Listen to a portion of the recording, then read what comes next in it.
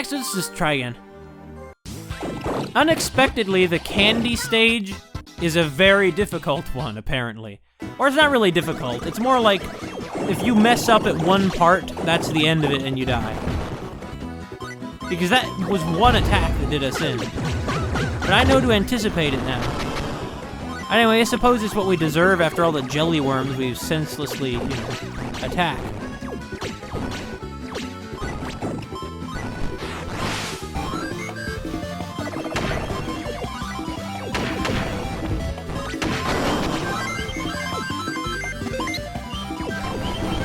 We're gonna keep getting a lot of high scores on this stage, that's our goal.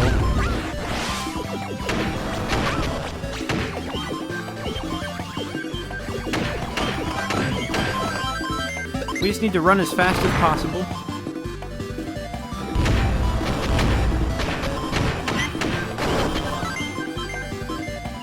Wait, was that chest destroyed? Yeah, it was. I thought that we'd smash it and maybe get the metal out of it. But it looks like the chest is just completely destroyed. What a tragedy. Okay, guys, let's be careful this time. Okay? Not that last time happened. That was a bad dream. Sort of like in Mother 2, how if you get a game over, they say it's a bad dream. Or there have been a few video games where when you get a game over, the character wakes up and it turns out that it was a bad dream.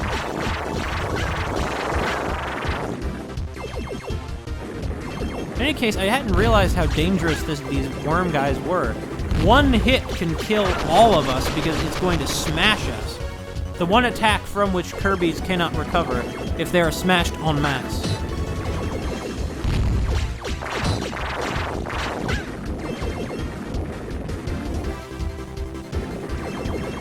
I have to just keep an eye out for the sand, where this thing's gonna pop up.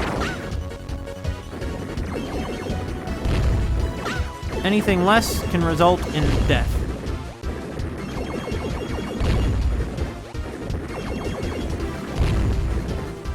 Come on, stand still, won't you? Oh, go no. That was close, but we made it. Except for one of them, but it didn't die. I feel kind of bad that we killed it, but what can you say? Was it intelligent? Was it an animal? We'll never know.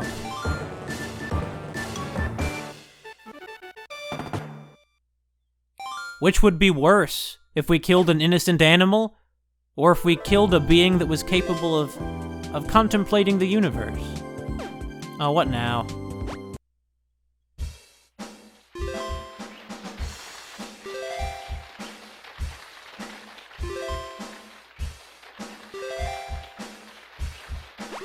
No! I like the sound of that. But what's this other thing?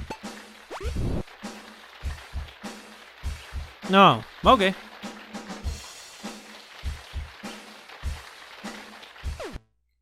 This reminds me of, I remember that I used to play Kirby and Kirby Air Ride very much with an eye towards completing all the checklists, and I spent hours on that as a kid. I don't regret it. I don't regret it. Anyway, this is a forest of one of Wispy's many relatives.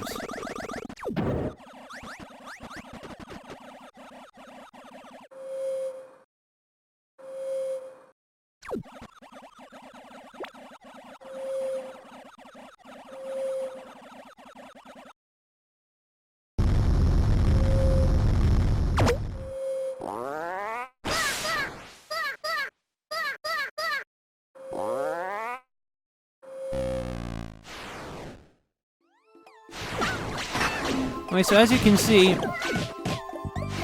this forest belongs to some of Wispy's relatives, like I said, and these guys aren't the nicest. They're deliberately trying to get Kirby fed to the spiders. I suppose they're doing this because they know that that the nutrients from the Kirby's corpses are ultimately going to go to them because it will go into the soil.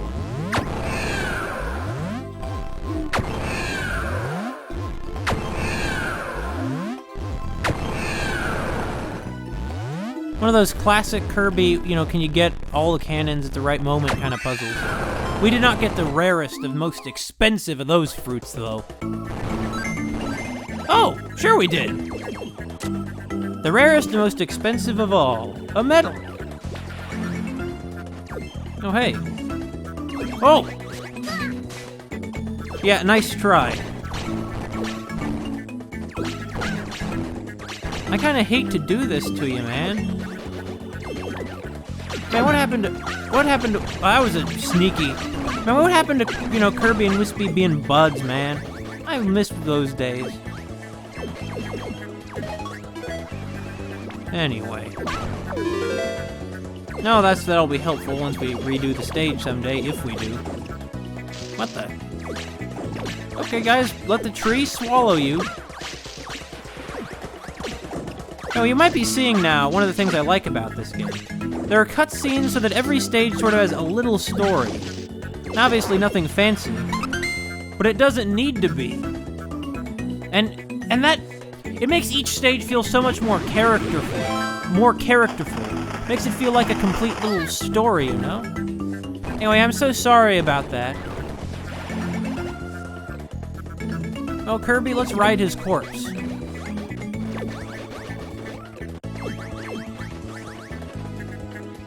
Oh, he's fine. I'm sorry this happened to us, Wispy's younger cousin. If we're up to me, we wouldn't be doing this.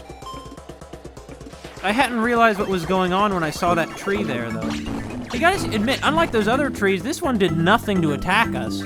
You saw that look of shock and horror when he saw that Kirby was, like, climbing around inside him. I mean, can you blame him? I don't think you can. Few of you get up there, few of you stick to the low roads, okay? Catch him! Good job. Okay, guys, get down here. Okay, a few of you take the high roads, and a few of you take the not high road. Oh! Oh! Oh.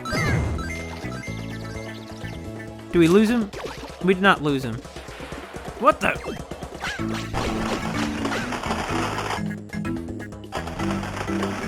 Oh no! Look, I'm sorry about this. This is horrific. We take down his younger cousin, and, well, admittedly, his uncle was badly scarred anyway, looking at his trunk. I see you guys. We'll leave you for dead. Bye. Innocent people the Kirby attacked for no reason. But like I said, this is one of the horrific things about this story, is that Kirby is so not himself. He is not the Kirby we know.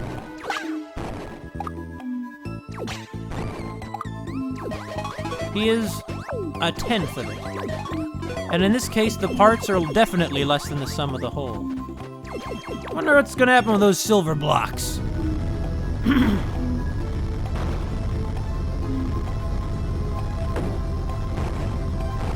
Is that thing also a Wispy-related, Wispy cousin?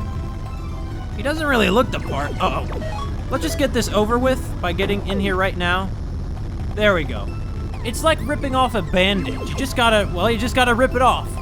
Don't let it stick to you or it's gonna hurt. Yeah, nothing came of that.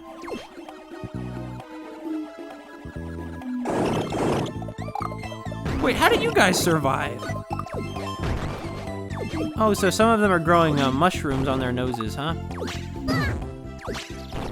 Yeah, I guess it worked. I like the 3D effect.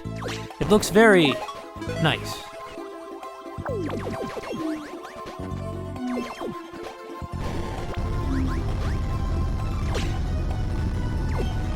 What's going on here? Well, I guess we're gonna let it go this way. I mean, it's not like it's gonna turn around. It's gonna turn around! Okay, guys, it's gonna turn around, you guys. No, you guys gotta not get smushed. Yo, you guys! Okay, we made it, you guys. Good job.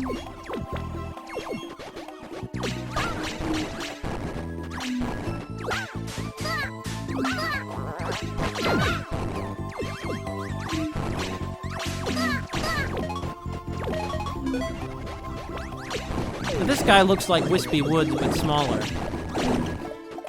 Uh-oh. Uh-oh. Well, let's say hi to the Skull Gang again. They're trying to turn these whole island. You know, it's a good thing that, really, for Popstar, that Kirby happened to be on vacation in the very islands where the Skull Gang's hideout is. The Skullies grow these little hands, and their goal is to carry Kirby's away. But we're trying to not let that happen.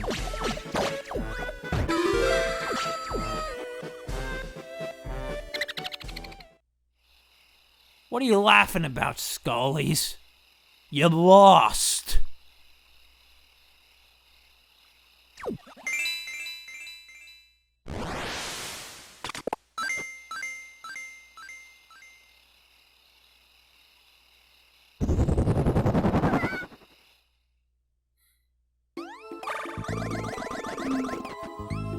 It's interesting that they changed things like being able to see how much fruit you have to be on the bottom screen just for those Scully sections, isn't it? Anyway, guys, we all made it through that, so let's not lose any more guys, huh? Not that we lost any. You know, I don't want to do this to you, little Wispy. I understand, though, at this point, he's just defending his family. Imagine from their perspective, if you would, what's going on here. You know, if we were really seeing their side of the story, this would be as haunting as Nier. I mean, I see where he got his inspiration now. Whoa, whoa, whoa! I say he, I mean, oh! The director of that game, what's his name? Taro? Yeah, something Taro. Okay, come on. I'm not even sure if this thing is, like, alive. I mean, it can't be, right? It's just a log. It's not a growing log.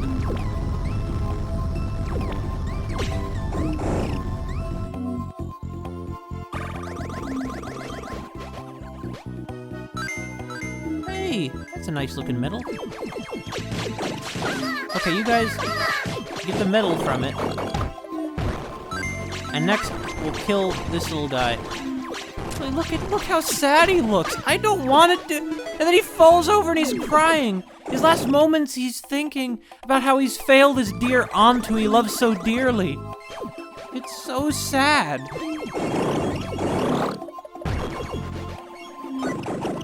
Anyway, let's let this, thing... Wait, what? Hold on, what's going on here? Well, I see we were supposed to go forward from the other side of it. And what I did was, like, the bonus thing. Okay. Oh, what a twist! Another one. So, are the Wispies, like, Wispy tribe, like, consciously setting this up as, like, an ambush for Kirby? Or what? What's going on? I'm not sure. But in any case, is gonna roll into that pit, and then we'll be rid of it. Little do they know that their attempts to stop Kirby were going to be the way he moved forward. Even when he doesn't have copy abilities, he's using his enemies' attacks against them.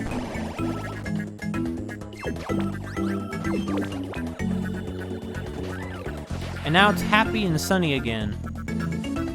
Once again, though, that forest wasn't dark because of the Skullies, it was dark because of the thick canopy, which is probably, admittedly, what the Skullies liked about it.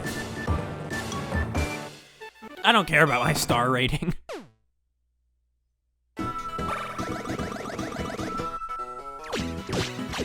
Oh, rainbow drops. If only they were this easy to get back in Kirby's Dream Land 2, huh?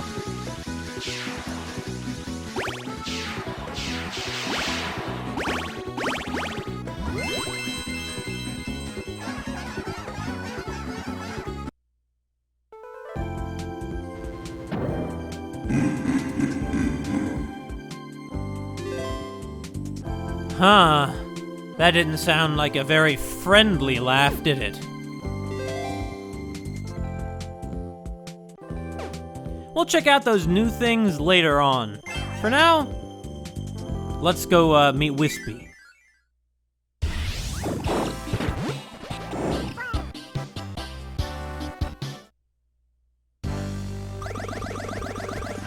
One of the quirks in this one is that all of the boss stages have King Dedede's theme.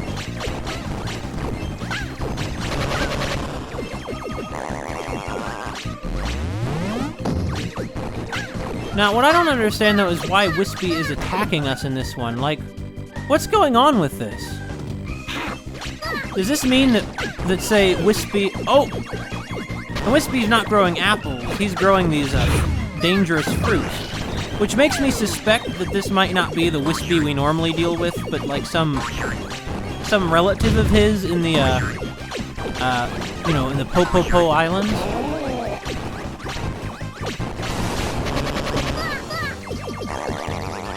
Notice that his leaves are getting more and more autumnal as we damage him.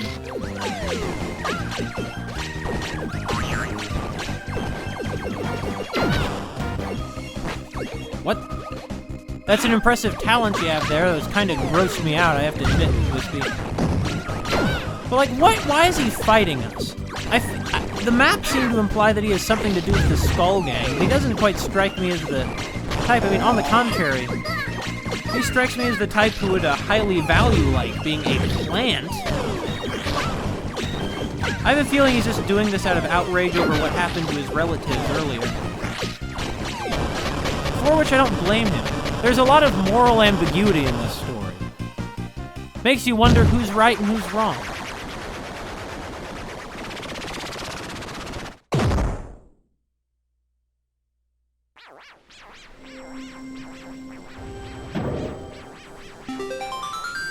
Wait, did the Skull Gang, like, possess him? I don't know, man. I'm sorry, Wispy. But let's go and hopefully no one falls off!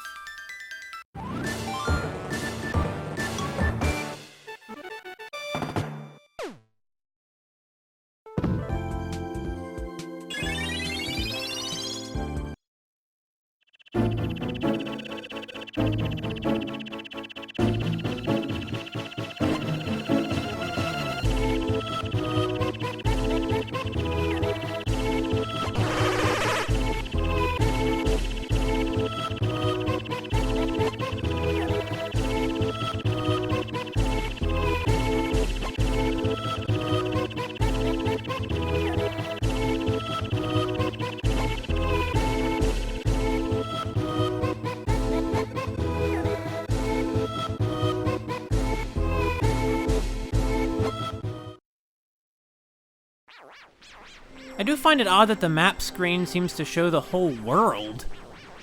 Because aren't these just a couple of islands? Why the whole world?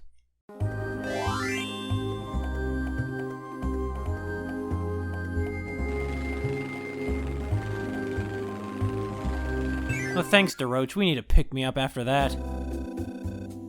Traveling to another island is dangerous when it's patrolled by scullies. Keep that in mind before you decide to go to any island that's crawling with those dark fiends. Well, thanks, DeRoach. Also, Storon was there, too. Well, there's something so... You know, we're back to 1. But there's something oddly peaceful and beautiful to me about this world. Maybe it's this wonderful atmospheric Mother 3-like music. Oh, I know some people don't like deserts, but, well, I don't actually like them because they're so hot, and our planet is becoming increasingly more desertified as time goes on, and that's really not bad. I mean, that's really is bad. That's really not good. Anyway, let's just go here.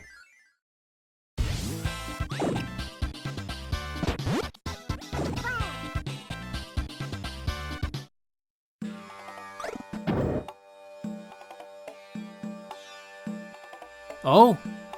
Oh. Oh no. You'd think he'd know better. I mean, he lives here, doesn't he? Or he did. No wonder there are all these skeletons around here. Let's, not sink into that ourselves. Another enemy that hasn't appeared in any other Kirby games. Which, once again, I think is good. It makes it feel like, you know... that they're in a unique place, that they really are outside of Kirby's normal stomping grounds. Also, yes, this music is the, Twin Nuts music. A song for Mosagaba, or Mothgaba, or however you want to romanize it. Okay, so you don't just immediately start sinking in, it's a gradual process. Okay, good. It's always risky when you just have one.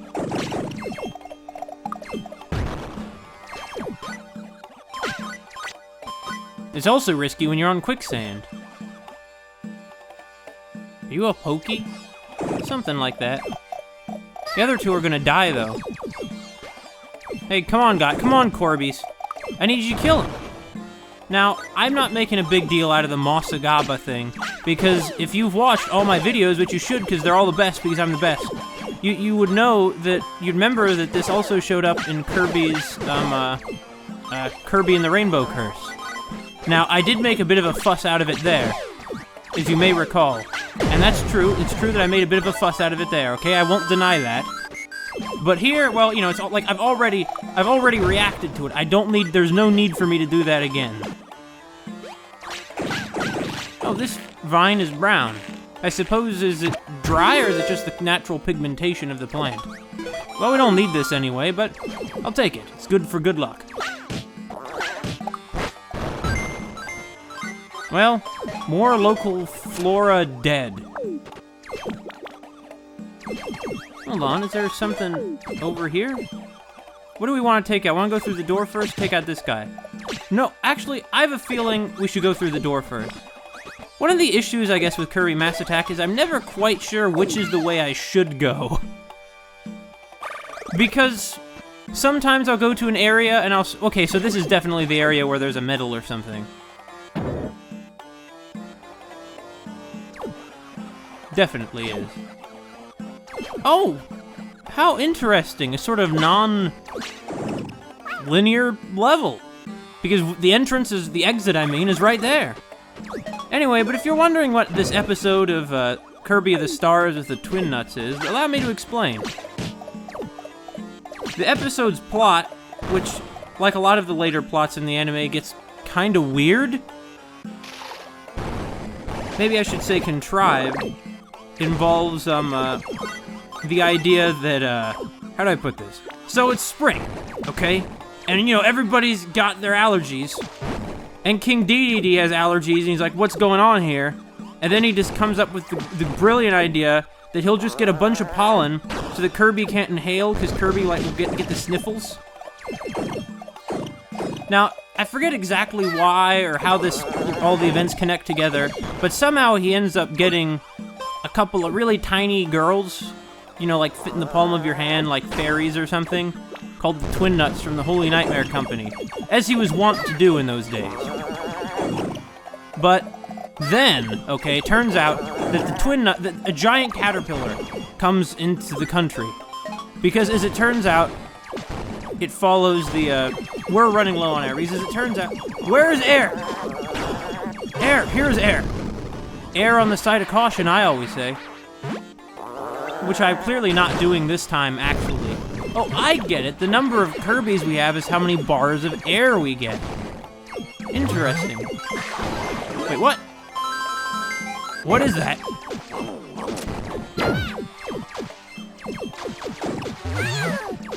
Come on, guys, come on. No, get away from it, guys. Just get over here, guys. We want nothing to do with that sucky guy. No! No! Well, suffice to say that he really sucks, you know? Guys, just get over here. Let's never deal with that sucky guy again. Now I just need to kill Squishy. We have at least one more Kirby now, so that shouldn't be too hard. Because we were already killing Squishy plenty before. Anyway, so as I was saying. Now, I forget exactly if King Dedede wanted Moth Gaba to show up, but that's what this giant caterpillar is. It shows up in Poo Poo Poo Land. Now, this giant caterpillar eats trees and stuff, and it ends up building a cocoon. Now, Squishy? Is that your elder brother, I guess?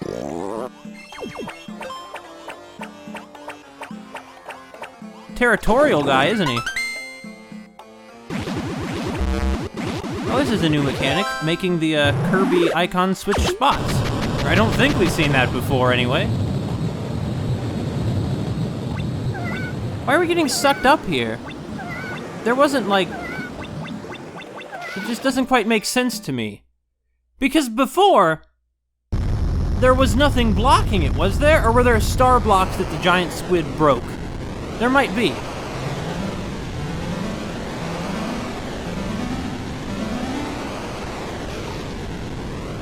And so Kirby brought life to the desert.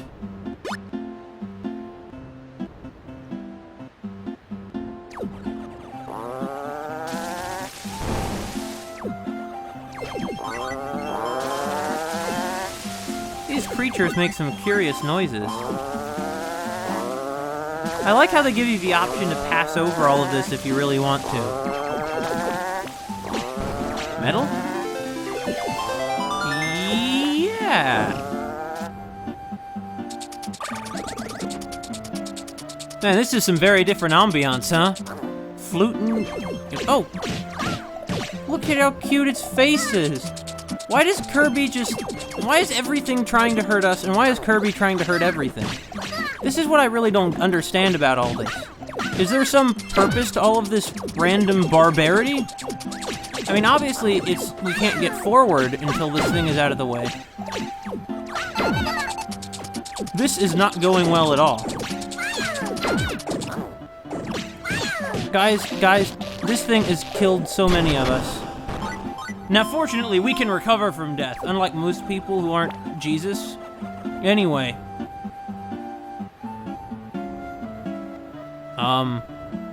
Alright, I'll take that medal, sure. Hey. Yippee! No! Oh, I see. Well, I guess I done goofed. Yeah, we're not gonna get another chance to go back. Oh, it's like one of those wingy blocks in the Mario games. Come back here. We need more Kirbys.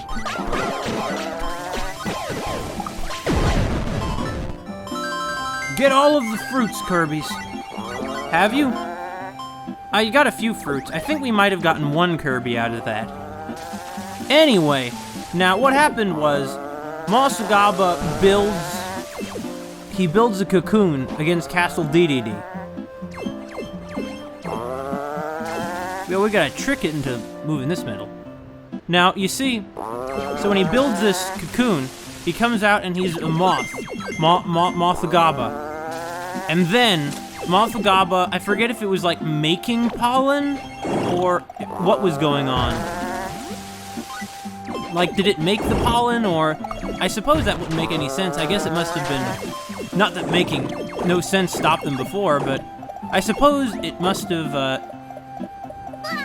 It must have just gotten pollen on it. The point is, though, it flaps its wings, and pollen goes everywhere, and Kirby gets the sniffles, and all sorts of other stuff happens. Anyway, eventually, okay, the twin nuts... Oh, now we can finally kill one of these things. Oh, forget, whatever, let's go through here. I'm afraid if we try and kill that, we'll fall into a bottomless pit. They'll just keep falling forever, and the momentum will never cease until they drown. Huh? Wispy? Oh, no, I guess it's just a normal tree. What's this? Another flower thing, huh? Okay. I suppose the tree is simply here as a way of, keeping, forced scrolling, right? Yeah. It's an explanation for the forced scrolling. Because this game does have a bit more sense of, like... I don't know, there's something more earthy about it, I feel like, because they... Or not earthy, that's not the word. But, like, you know, you go through stuff in this game, and you actually get a sense of, like, what's... How do I put this? Come on! Get it! Get it! I hate you all! Anyway, so, as it turns out, Kirby, they free the... Pumu and Bun free the twin nuts from the cage King Dedede has them in. Then they sing their song to Masugaba, and they fly away back to their tropical island. King Dedede lost a bunch of money. Anyway, that's the story, in this level, I mean, of how Kirby created an oasis from the groundwater. With an artesian well, in fact.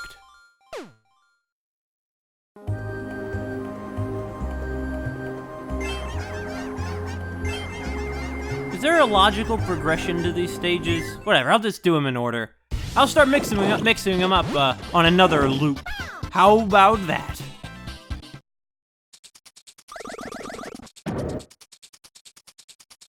Bugs? Or maracas? Neither. I suppose this thing might be something like a maraca. Maybe it's full of seeds. I could see it. I hate these cactus things now. I hate them. Here we go. We finally got it out of our path. Oh, I think that's see, it's so stylish that the music doesn't kick in until you, like, get to the main area. Maybe those big cacti are the, sort of what these little things grow into. Anyway, as I was saying, though. Oh, it's a nice touch that Kirby swims in the sand. But what I don't really get... Wait, what the... Kill him! Kill the Lakidus! No! Oh, it's not gonna get away, I see. Okay, guys, we're moving up in the world. Look at that pile of Kirbys. That's enough to wash a car. In any event... Now, I don't know what Mosagaba has to do with a desert, though. Specifically, Mosagaba has nothing to do with the desert. You just had to run into that like a crazy fool. Well, like I said, they don't have Kirby's full intelligence. What's this stuff? Is it... I suppose these are unbreakable blocks, as opposed to the metal blocks, which can indeed be broken under certain circumstances. There's one. Not an unbreakable block, I mean a way to get health back. Oh, it's a switch. Press, see what happens. You see switches, you just press them.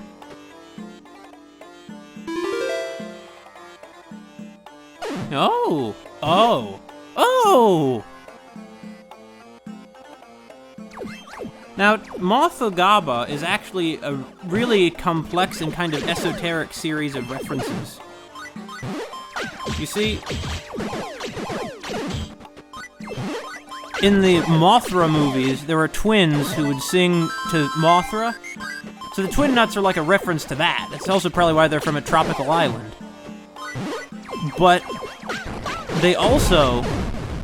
Another element of it is that they're voiced by, like, a Japanese pop duo called, like, the Peanuts, I think? And that's why they're called the Nuts. But then, another thing about them is that Mosugaba, apparently in Japanese, because they don't distinguish between s and th, it's pronounced Mosubaga, which is the same as a fast food chain, Mossburger. So, I don't really know if there's any meaning behind these strange references. And, I mean, the Twin Nuts song was basically gibberish. I mean, it meant... They were singing real words, but in the order they were in, it was like a word salad. Or was, rather than was like. Man, what's this? We're gonna be farmers?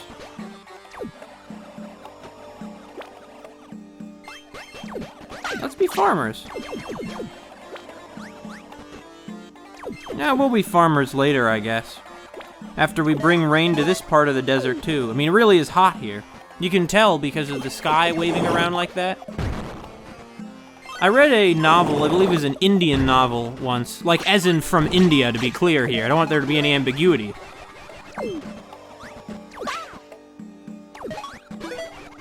Come on. Come on. Don't you hate it when there's one guy who's holding the whole group up? We all have to suffer for their mistakes. Wait, what? Oh! Ooh! Here is just what we want. There was a character in Kirby's Dream Land 3 that was a little cloud that floated... Oh! That floated along, too. Although I don't believe it was trying to kill us like this one apparently is. I forget what the one in Kirby's Dream Land 3 is called, though.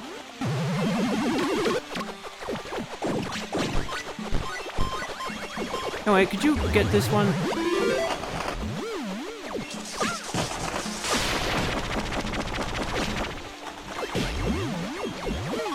Okay, guys, could you, like, go around this guy? Okay, or not, whatever. No, here we go, here we go. This is what I wanted you to do, and now we just need you to take this one down. Okay, can you guys do that? Here we go. Now that's done. You tried to kill us! You stupid... I was gonna let you go because you're a nice... I thought you were a nice, life-giving puff of rain. Puff of water, vapor, and dust. But instead, you gotta go and do this kind of stuff, huh? Wait, I still hear rain noise, though. Oh, criminy. There are more of them. I didn't realize that this was the most deadly place in the world. Specifically, it could be Death Valley, if it weren't, except now it can't be. It's too moist, and it's also not on Earth. Anyway, yeah, you keep shooting, zapping stuff out, you wannabe cracko. I'll be on my way, thank you very much. There we go. Anyway, it's always exciting to me when the rare occasions you see references to, you know, to the anime, because it means that they haven't forgotten it exists. And maybe someday they'll actually release the Japanese version in the West. Probably not, though. I highly doubt it. Because even now that Funimation has the rights to that anime, they still never released anything except the 4Kids version. No, hey! There we go. Well, you know, Kirby, he's gotta go smash stuff. Get the... There we go. Hey, could you get... thanks. I see now that why it might be a good thing that this cloud regenerated. No, wait! Oh, 10 of us! I didn't realize we already were back up to full power. Well, we are! And I'm glad. I wonder why there was a medal in there. I mean, I know Daroch is a treasure hunter. Maybe he could explain how medals end up in some of these weird places. But probably not. Get that expensive melon. We did. We got that expensive melon. Oh, could you...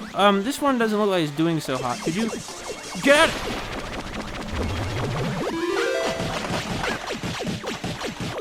Okay, guys. Just take this one out. Just take it out, guys. Whoa!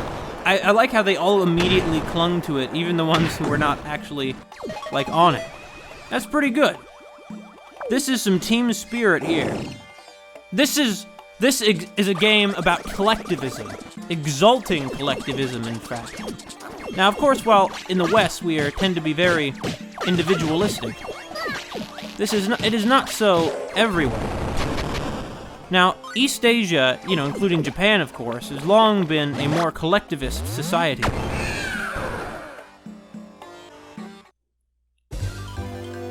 And this game is, you know, obviously very reflective of their traditional cultures. I mean, I think it's trying to make... I mean, really, when you get down to it, this is a very, like, anti-Western game. At heart, Kirby Mass Attack is about the power of the group and how the individual should give up everything to just blindly follow the group. Because the good of the group is the good of the whole. The individual in this game is actually only a metaphor for groups. Because this group is actually an individual. Which lends it a bit of... This is an interesting twist that lends it a lot more intellectual depth.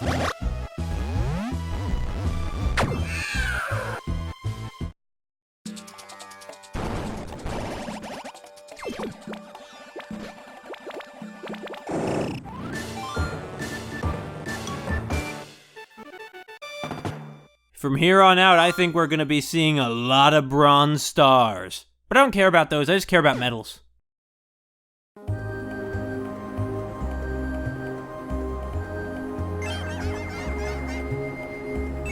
Hey, let's just go see how Daroch is doing. Back for more insights, I see. Here's one for you. Stay on the lookout for skull-shaped keys. The second you touch one, you'll be sucked into a secret place swarming with skullies. That's where they keep their treasure chest. Before you touch one of those keys, though, be sure you have lots of Kirby's. Well, I already knew that, Daroach. You're a little late on that one. 2 of those water-spitting blish are going to a lot of trouble to guard a hidden door on this island. There's a metal beyond that door, that's why. But you'll need to run toward the metal quickly or else it'll slip through your fingers. I already knew that, actually. So those green things that shoot out water are called blish? Wait a minute. Those big green things that shoot stuff up, that was water? I thought it was like a chain. Here's a different hint. Maybe we'll get a different name. Spinwheel flowers, huh? There are 2 of those giant spinwheel flowers somewhere on this island. Except that the second one isn't really a harmless flower. It'll cut you if you're not careful. I've heard that one is a metal and you'll need to pluck its nasty petals to get it. Anything else I can do for you? I already knew all this, Daroach. See you later. At least he's a nice guy. I like how he's turned over a new leaf. How they maintain continuity of character. Anyway, let's see that new thing I got a while ago. Oh yeah. This is what we've been waiting for. So here's our instructions.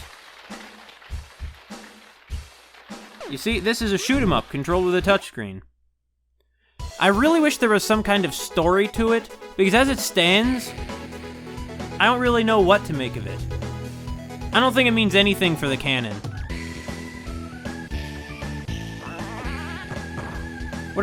Oh, it's a nice touch, actually, that you're able to hit the ones on the ground. It's odd, though, that it's the same bullets. Like, what I'm accustomed to is, in this sort of thing, is you shoot out one kind of bullets, and there's another kind of bullet that you drop to, there's another kind of bullet that like a bomb or something, well, that's the same sprite of Waddle Dee that were used in Squeak Squad, Kirby and the Amazing Mirror, and all those. Anyway. Sort of weird to hear Mother 3 music with that kind of... Well, whatever. Power! We've powered up, baby. So this is what was popular back in the 90s, huh? I'm surprised Kirby never had a proper shoot-'em-up back then. They made Kirby Pinball and Kirby Block Roll. Anyway, we're just a barrier of death to all of these enemies. But don't worry, though, this isn't reality. This is... I know what this is. While the Kirbys fall asleep, sitting in the shade of the afternoon, somewhere in the bristling hot desert, they fall asleep. And in their sleep, this is their dream. Provided by the Fountain of Dreams, of course.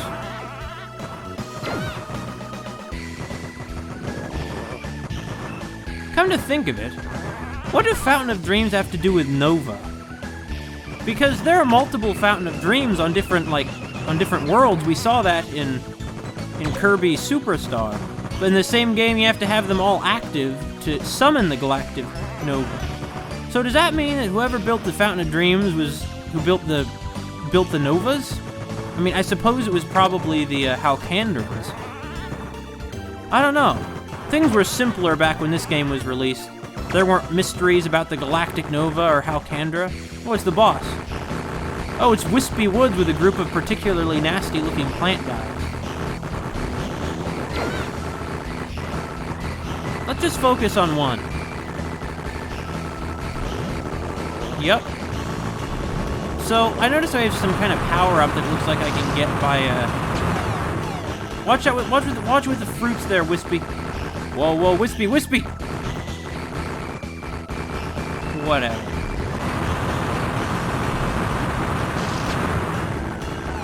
Oh, these are normal, smaller spike fruits. This, though, is a whole arcade game. Like a fancy deluxe arcade game. Like, it kind of gives me a vibe that, something that's like Xevious would give me.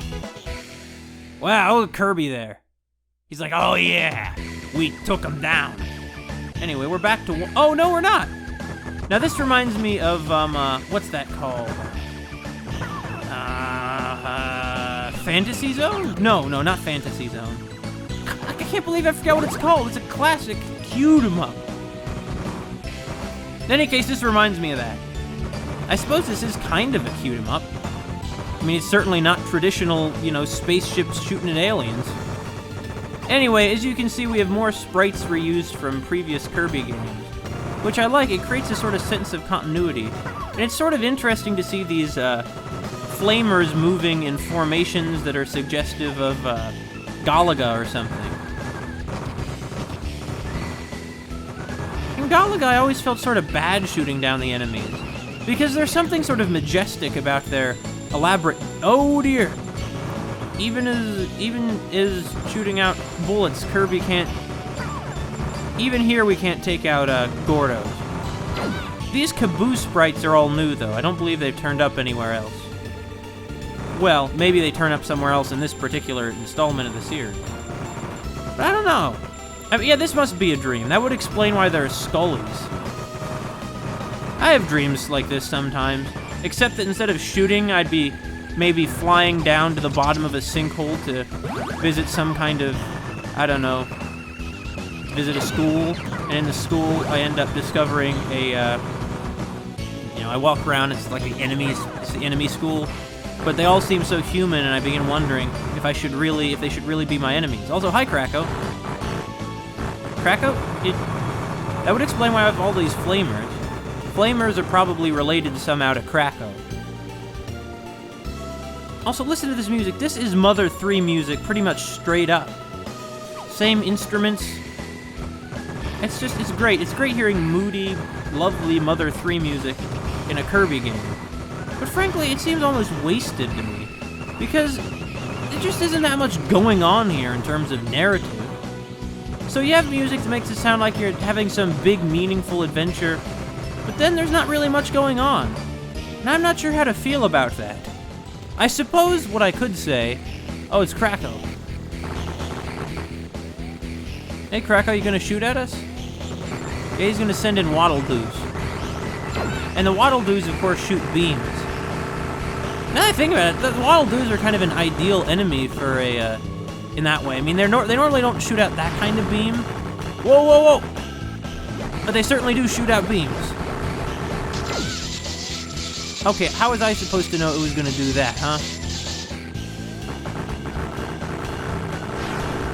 No, watch that, Kirby! Kirby! We did it.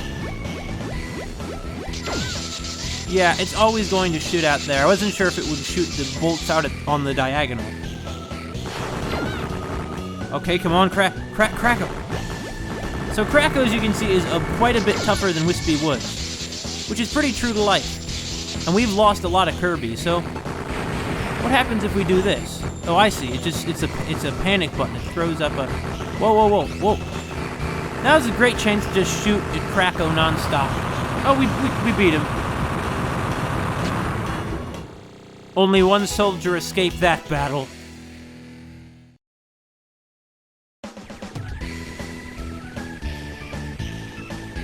Oh, and it's Twilight. Twilight over the Orange Ocean. That would explain why they have all the coconuts. Ah, that guy Bronto Burt just has to fling coconuts at us like that. Doesn't he? Well, I mean, it's a dream, so it doesn't matter. I wonder what those monsters we took out were. I didn't even get a look at them. Oh, they're Scarfies.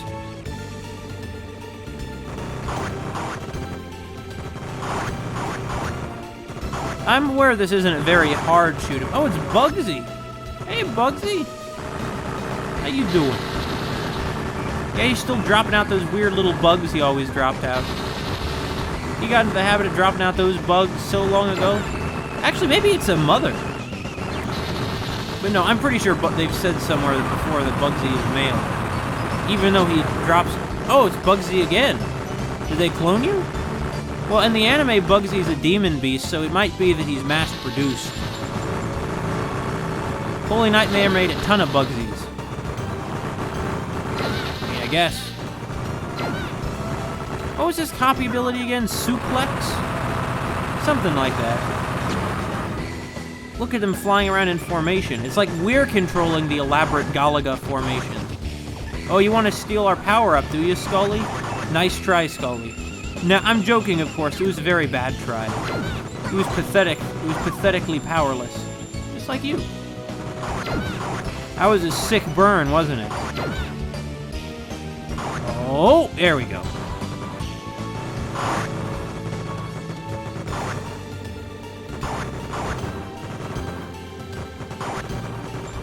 Now, in a proper narrative, everything that happens should have some kind of significance. So what's the significance of this dream sequence, do you think? Maybe it's Kirby. Maybe it's like a prophecy. Maybe this is some esoteric way this is going to end up being symbolically important to the story, like Cooper's dreams in Twin Peaks. Oh, hey. Well, Cooper's dreams are pretty directly relevant, admittedly. And so Kirby flew into space where he found Mr. Shine and Mr. Bright. Mr. What do you go? Whoa, whoa, whoa, whoa. I didn't appreciate that beam you shot out there, Mr. Bright. Oh, I see. I was about to say, how could we possibly dodge that one? We just gotta take out one of them first. Now, I forget how Mr. Shine and Mr. Bright battles work. I think that if you get rid of one of them, they're both still there, but like, now one of them... Oh no, they totally disappear in this version. Just like Kirby's when they get hit. Mr. Shine! Mr. Shine, why are you doing this, Mr. Shine? Well, it's just a dream sequence, you know. It's reflective, I think, of Kirby's disjointed, oh, they can summon the other ones back, huh? I think it's just reflective of Kirby's disjointed consciousness that he's having these surreal dreams where there's not a clear reason for things to be happening. At least that's my theory. So we have to take them both out within a certain amount of time from each other, huh? Well, I don't think that'll be a problem. Mr. Shine is gone, and Mr. Bright here doesn't even have a chance to hurt us, basically. I almost feel bad about it. Almost.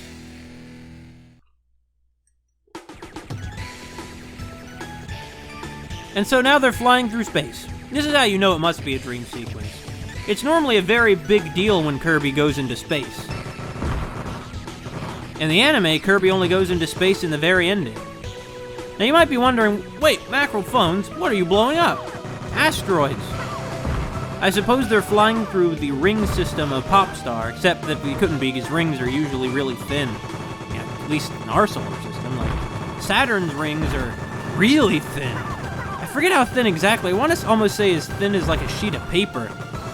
But, it just happens to be how the light strikes them that makes them so visible and so striking from afar. When Galileo first observed Saturn, he, with his, telescopes they had at the time, what he saw was like, what he drew in his journals was 3 circles sort of right next to each other, because he didn't understand that they were rings. He thought that maybe they were, well, I suppose I'm not sure what he thought they were. I've never actually read the, the document, but, oh, Galileo. I have read, something by Galileo, in translation, of course. It was a, dialogue concerning the 2 chief world systems. It was pretty interesting. It was very interesting hearing him sort of lay out in a way that was intended so that any educated type could understand it. The heliocentric theory, why he thought that the Earth was rotating, etc., etc. And what I like about it is that some of these passages are like kind of funny. Like, he's definitely a rather irreverent fellow at points, and like at one point they make the idea that how the Aristotelians say that, oh, it's the halberd. Anyway, that the Aristotelians say that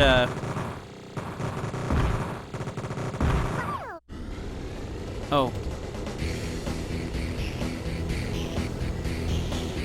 Now, for no clear reason, we fight the Meta Knights.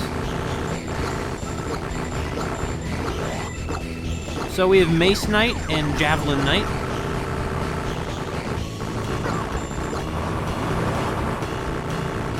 The halberd, though, is a starship. In the anime, it was, in fact, built specifically so that they would have a way of achieving faster-than-light travel to go deep into space and reach Nightmare's headquarters.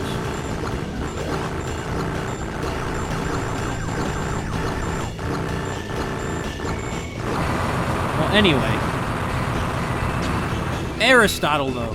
The Aristotelians said that, you know, heaven is perfect and immutable, so it can't be rotating, or like it can't be changing. But Galileo makes this good point that everything that's beautiful is like stuff that's alive and in motion. And we have Trident Knight and Axe Knight. You think they call each other Axe, Trident, Javelin? Like those are their nicknames? Might be.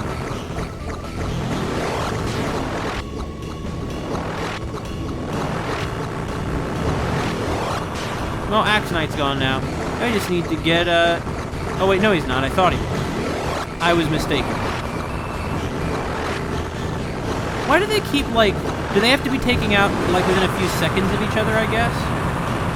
I guess so. Or not. I suppose they have to be taken out sort of multiple times.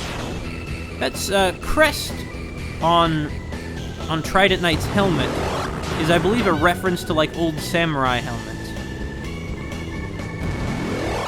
Now, it's a shame we're not going to fight the most important Meta Knight, Captain Vol.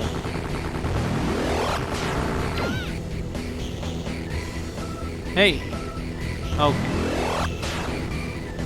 But Galileo makes this interesting case about how it's not being unchangeable that's good and impressive.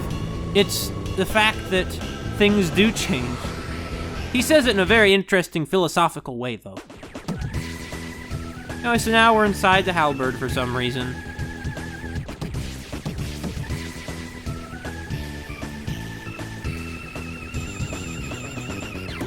What's this?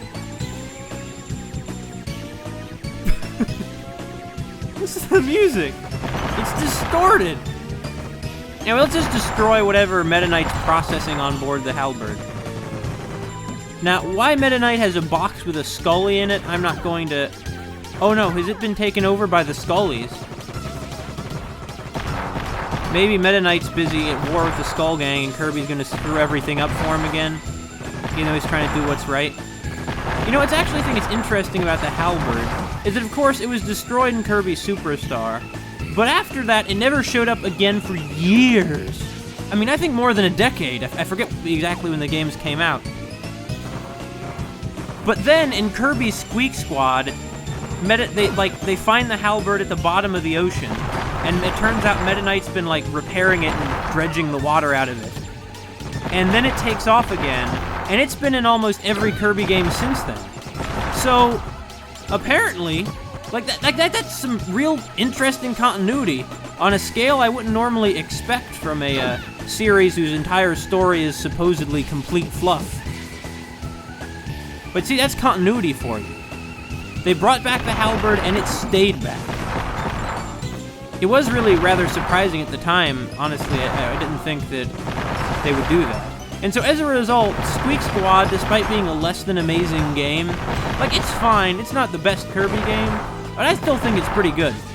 But despite its sort of minorness in that sense, it actually is a rather important part on the timeline. Because that's when Meta Knight repaired the halberd. Trying to stop dark matter from coming back. You know how it is. I'd say the biggest flaw with Squeak Squad was how easy it was. I mean, I, don't like super tough challenges, but I like some kind of challenge. And Squeak Squad was definitely Squeak Squad's a cakewalk. I can easily just sit down and finish that one. Well, okay, so to get all the treasure chests, it takes a little longer. Oh look, it's Sailor Waddle. See, maybe Sailor Waddle Dee survived the halberd all those years ago. Maybe, but also maybe not. Who can really be sure about these things since this is a dream? So he didn't really survive. We also have the bandana Waddle Dee here for some reason. The fact that he's here shows that, that this is just some sort of surreal fever dream Kirby's having. Maybe it's Meta Knight using his magical Meta Knight powers to try and send Kirby some kind of important message. Like he wants to tell Kirby, Necroidius is bad and you should beat him, okay? I bet that's exactly what he wants to tell him. Now, the game is called Strato Patrol EOS. I don't know what EOS means, but Strato Patrol makes suggest that we're in the stratosphere. But clearly, we are in the exosphere, assuming we're in any sphere at this point, which I rather doubt. Now, what exactly it means to Strato Patrol, I don't know. Like, what exactly is going on here? Is Kirby, are the flying Kirbys dreaming there's some sort of important, I don't know, how do I put this? Like, space defense force kind of thing? Oh, as you might have noticed, the difficulty has increased from the beginning, as you'd hope. It's sort of like they're putting together a bunch of Kirby's old memories, and they're just clashing together in a rather chaotic way. Like, Kirby remembers the Waddle Dee with the bandana as his friend, but he also remembers fighting Meta Knight on the halberd. And while they were on the halberd, he remembers Sailor Waddle, the Sailor Cap Waddle Dee. And so, he puts them together in the same set. So now here we are, in some nebula that I suppose the halberd took us to. Now, incidentally, speaking of Nightmare, this is actually a big deal, because here's Nightmare in front of us. But, like, it can't be Nightmare. Because if Nightmare came back, that would be such a big deal. Now, admittedly, Nightmare is a less memorable villain than Dark Matter, even as much as the anime tries to play him up. But still, if Nightmare coming back, that is not good. I mean, Nightmare is a galaxy-conquering evil force who can create armies and lives in people's dreams, and he's just not a good guy. Nightmare's a really nasty guy. Yet here he is, just drifting around, doing whatever he wants, because this is just a dream. Although it could actually, now I think about it, it could very well be the real Nightmare appearing to Kirby in his dreams. Nightmare's into that kind of stuff, because he's, you know, Nightmare, and he lives in the dream dimension like Bill Cipher. He's about as friendly as Bill. But when all those years ago I first saw Nightmare, I was pretty blown away.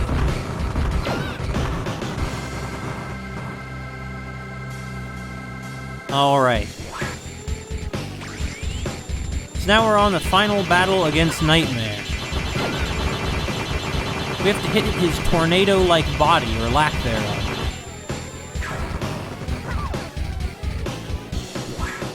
Does this suggest that he has some connection to the Skull Gang?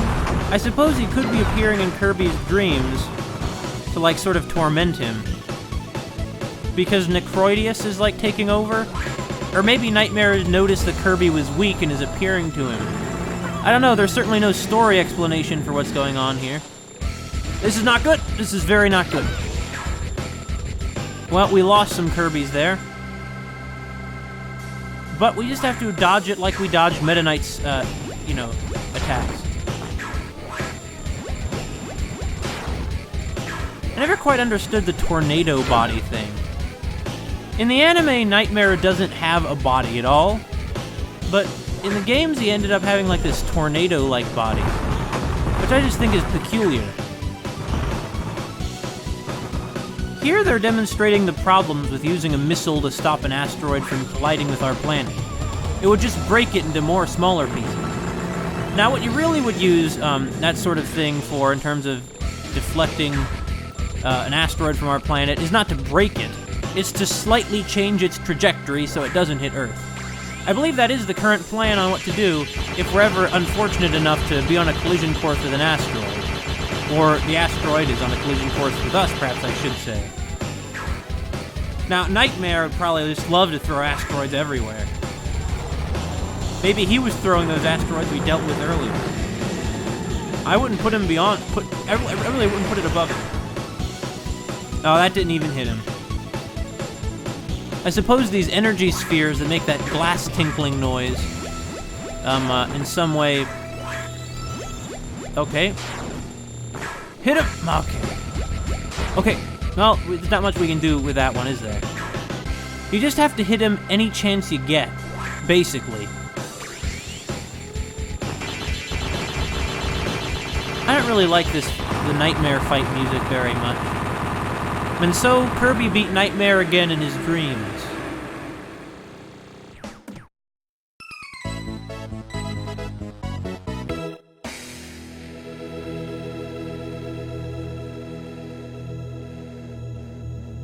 And there's the planet that in real life he has to save.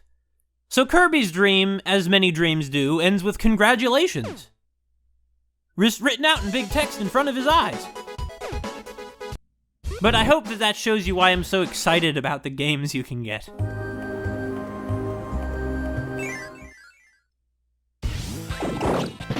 Anyway, stage 3, let's go.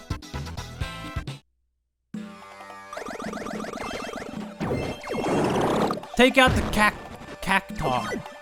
I know it's not a cactar, but I don't know what it is. Well, how do we get that door out? Don't you just hate it when you want to go through your door, but you discover it's buried in the soil? Gosh.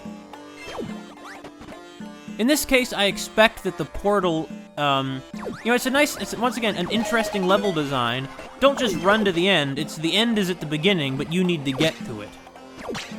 Oh wait, that's not the last door? I could have sworn it was. Well, in any case, it's a door we're gonna go through.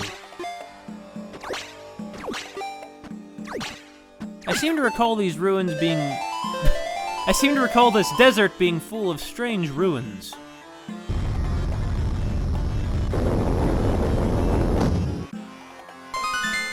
Just a normal run-of-the-mill door. Well, let's go through it, the door.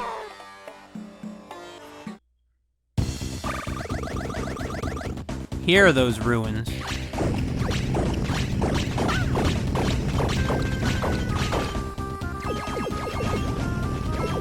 Well, now we're trapped. Wait, what's this? Oh. Good to know. Didn't know you could do that. That'll come in big handy, I bet you. Get on there.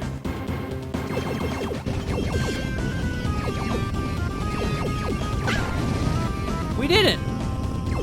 Hooray! See, you see these big gears. This is the work of an advanced civilization. Oh, wait a minute! Those guys were in Kirby and the Rainbow Curse. I didn't realize they'd appeared before. That instrument just there with the da-da-da-da is a reference to Kirby and the Amazing Mirror.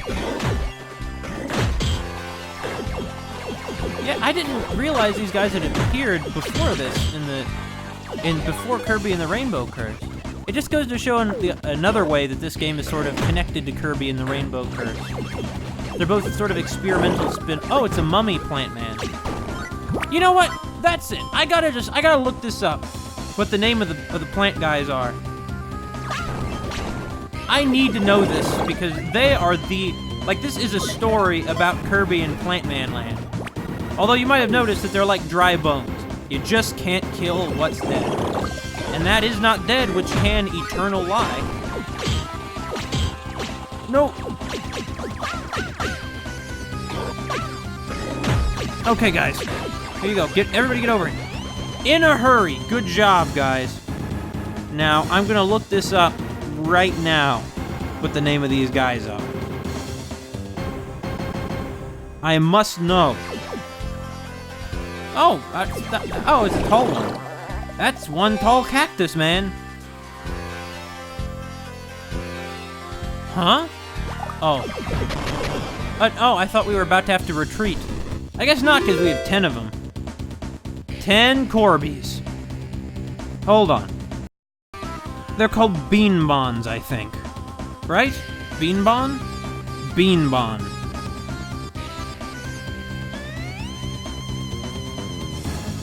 Okay, so they're Beanbons. The people of this land are Beanbons. Good to know, I guess. Kirby's, get your little... I'd say get your butts up there, but I'm not entirely confident Kirby has a butt.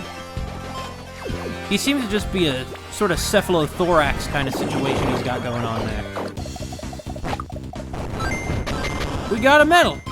And it only cost one's life. Yeah, whatever. A life is a terrible thing to waste. And yet here I am, doing it anyway. Whoa, whoa. Oh, we can smash this one. But I thought that in Kirby, in the Rainbow Curse, it said that these big falling block guys were really just, it wasn't intentional, you know? Makes me feel kind of bad about all this. Get the medal!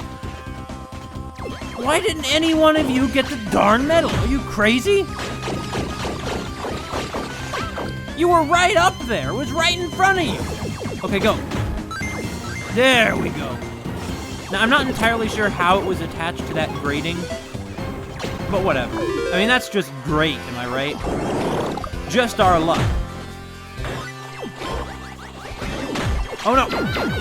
Well, we lost a lot of Kirbys just there, but we still have more than half of the 10.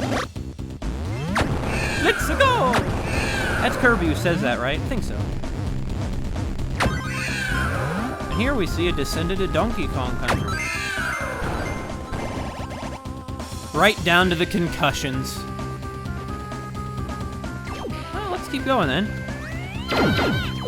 Okay, guys, I'm gonna lay it to you straight, guys. Go through this loop. I really like the way the line that I drew goes through the loop. Okay.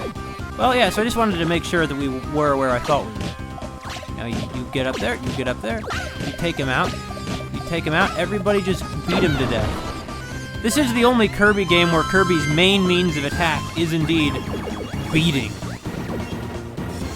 It's an odd noise they make, though, when they hit enemies, isn't it? I'm not quite sure what to liken it to. Whoa, whoa, whoa!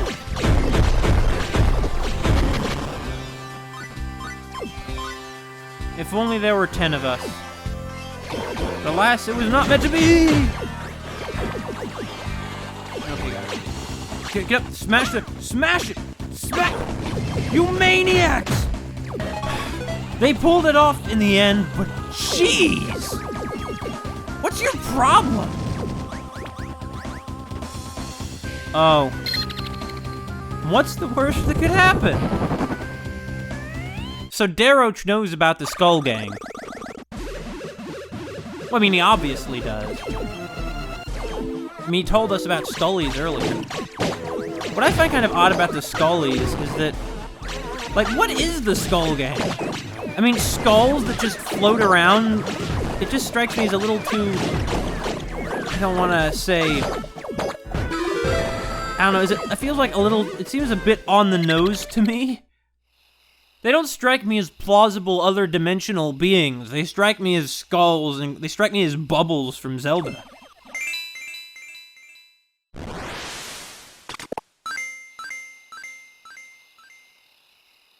In any case, I suppose we'll leave their dimension for now. You think if they can do that at any time, they'd want to keep Kirby trapped there. Or maybe not, since these Kirbys would kill every last one of them. Man, we got so close to every... Oh, what the... Okay, we got so close to... Oh, well, that was easy. We got so close to every... Oh! Or not? We got so close to every medal is what I keep trying to say. It reminds me of that giant, jelly worm. And I remember the stuff I was trying to remember. It's like a red bean jelly. I'm not entirely sure what it's called, though. Or what I mean is, I don't remember what it's called. I also ate once some stuff, this Chinese stuff that was like called grass jelly. I got a soft drink full of it, in fact. It was called like grass jelly drink or something like that. No, get the...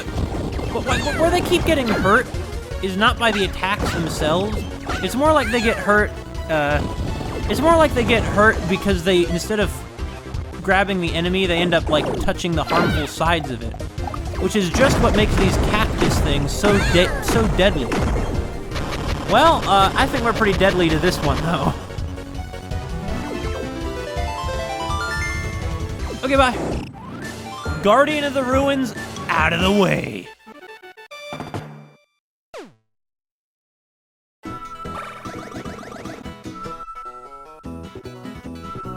Ah, the rainbow drop.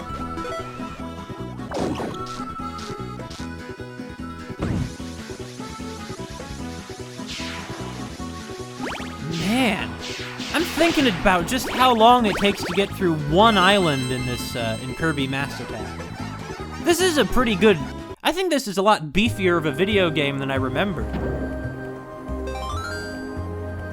And so they move further inland towards the center of the island. You might notice, though, that I didn't clear all the stages. I think that would confirm, then, that you do only need to clear one specific stage in order to, open up the second ring of levels. But what I find kind of odd about this is that, or rather, not odd, but what's notable here is that that stage is not even the final stage of the outer ring. So I'll go to the inner ring, or no, I'll stay on the outer ring for now. Let's just get one, let's see what medals we can get here. I should probably mention that Sandy Canyon is presumably a reference to Sand Canyon from Kirby's Dream Land 3. Which the world map reminds me of, except that here it's ridiculous because we're not actually going through a world, we're going through a few islands. But I've already complained about that. Oh, look how sad that guy was. Also, this is great music. This music is from Kirby Air Ride. And the fact that we can get something that sounds this good on, like, the DS... I mean, I personally think that, you know, the music of this game is some of the best I've heard on the on this entire system.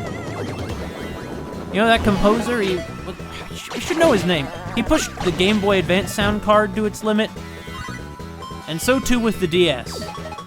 Or does the DS have a sound card? I don't really know how it works.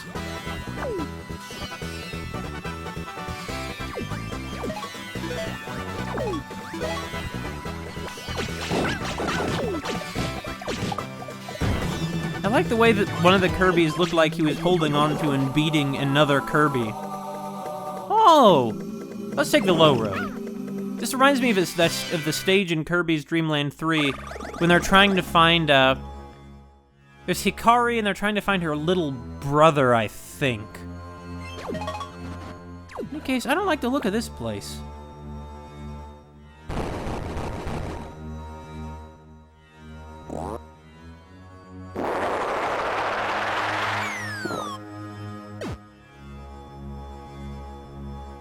Excuse me? Is that an ancient robot made out of stone? I think it is. I think it is.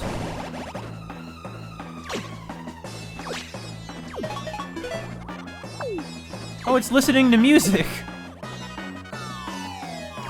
It barely even cares about what's going on here. Now, I feel kind of bad about the fact that we're breaking its spine. If this is anything like a normal turtle, which it's obviously not a normal turtle, it's obviously some sort of, you know, mechanical thing. Because it's made of stone. And the subject of which, look at it, I mean, I think it might be a little stone. Pull it down! Quick, Kirby! Get it! There we go. Get it, all of you! Get it, all of you, get it! See, they're kind of clinging to each other rather than to the vine. It's adorable. Oh, I wish I could make contact with other humans. Anyways, let's keep going here. We're gonna have to unlock a thing in a minute, right? Oh, we don't have 10. I bet the chest would be up here, wouldn't it? But some good that's gonna do us. I knew it was in vain. It's not often you see plants that grow showing the specific number of people you need to open them, though. Much less that specific number of people happening to be you. What are the odds, am I right? Or am I right? Oh, you missed the fruit! We need that fruit! We're short a few Kirbys! Really? Already?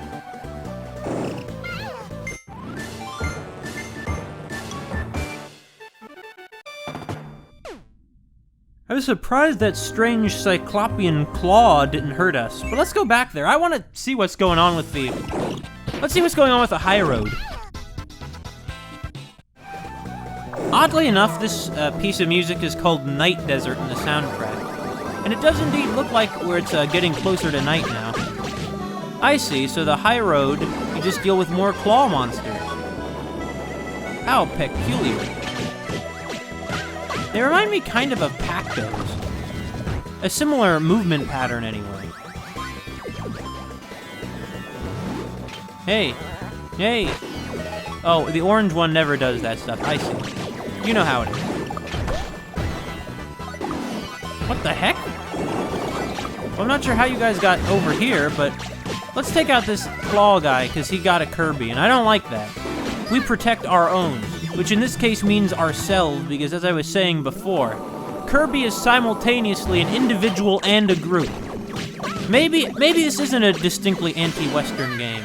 Maybe it is a sort of parable for the union of the ways of East and West. It's a game for our increasingly globalized society.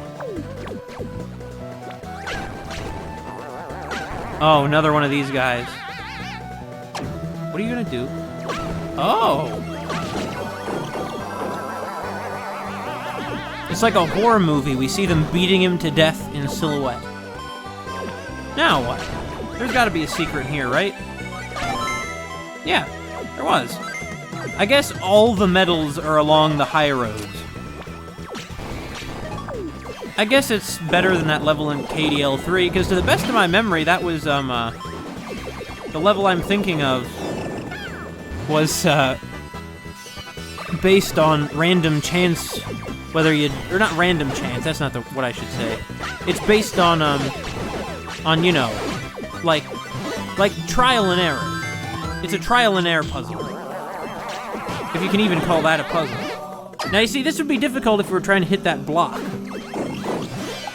Look at those bricks. It looks very different when you see them in silhouette. I didn't really notice them when they weren't. I mean, which is a shame, because they're really rather beautiful bricks. Come on! Oh, we got at least some of that fruit. We got the melon anyway.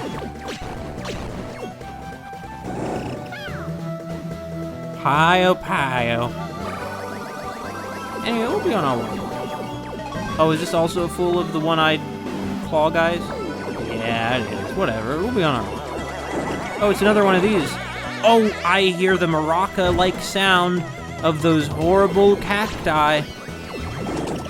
Obviously, where the Beanbons dominate the other part, the previous one of the Popopo Islands, Sandy Canyon is dominated by these cactus creatures. Now, I think it's interesting that there are mummified Beanbons around here, though. What I think that means is that the Beanbons used to live out here. I guess there was some kind of environmental change. What? Oh, you were on the map, weren't you? Oh! So the low roads are the stone turtle. High roads, or whatever this stuff is. Makes sense. This seems to be longer lasting than the other silhouette stuff. Wasn't there oh yeah, here they are. And we did it without losing anyone or getting hurt. What's through here then? I suppose that this is not how we go to the end of the level.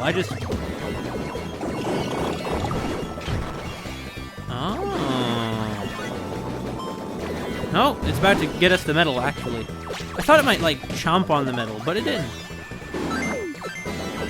Now, personally, I'm just chomping at the bit to get all the medals. Why is that? Why? I still don't understand why some of the medals are shown with that rainbow light over them. Well, I suppose some mysteries were not meant to be understood. Another good cutscene here. Remember, you can't attack the underside of these tall pink guys.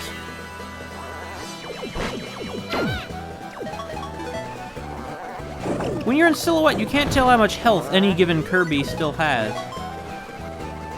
Oh, now it's the other way around. Is it gonna flip over? Yeah, it does flip over, I see.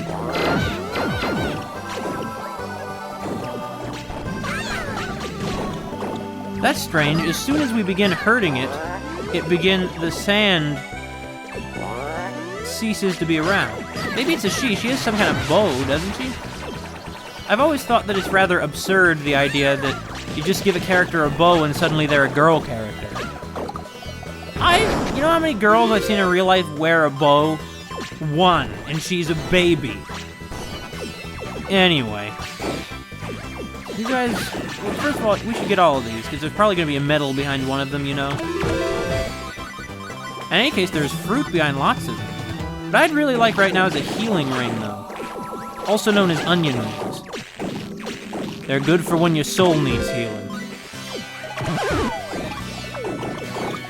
Notice the Beanbon. So there are still some Beanbons who remain here. In hiding, no less. We ripped that Beanbon out of her home and then beat her to death. This is really dark. Like I said, I mean, it shows us that Kirby's a hero, but if he lost his sort of sense of self, well, that's how we would get to the end. But if he loses his sense of self and becomes this mass, just this undifferentiated consciousness, or not an undifferentiated consciousness, that would be him as he normally is. If he becomes like he loses who he is and has his mind split up, and this game shows us just how terrifying his power is in irresponsible, unintelligent hands. It really does make you think about how it's rather good that Kirby isn't real.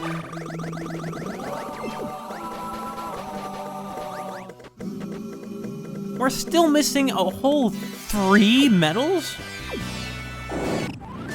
What a mysterious stage is all I can say. Hey, maybe Daroch can help us with that stage. Welcome back. Allow me to share this tidbit with you. The little spike plant that often comes in stacks is called a stactus. Oh, good to know. There's a quick way to defeat it. Take out the top head. It'll bring down all the others.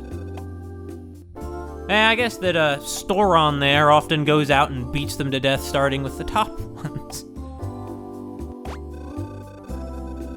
You're in the turtle-like gondolas. It will carry you along a river of sand. Before you leave on that trip, however, make sure you have 10 Kirbys. Don't lose any along the way. Anything else I can do for you? Nah, I already knew that, Daroch.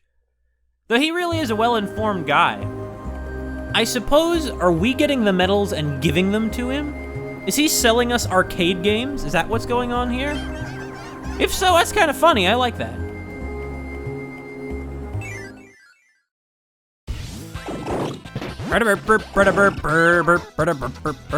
I'm sorry. I just had to, just once. The searing desert wind. You ever been in a hot wind? It's not the pleasantest sensation. So they're called stacti, huh?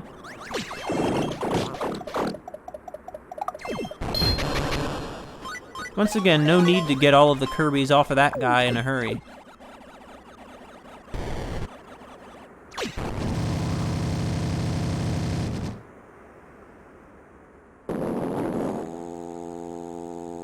Another lift stage?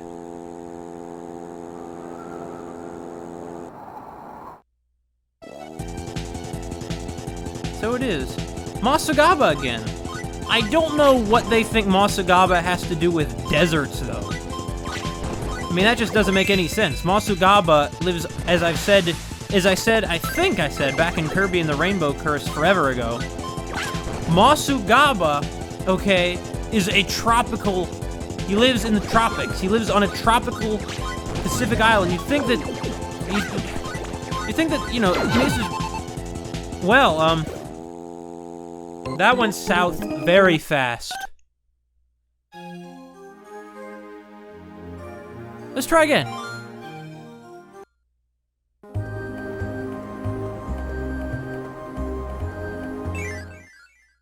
I like the variety of the stages.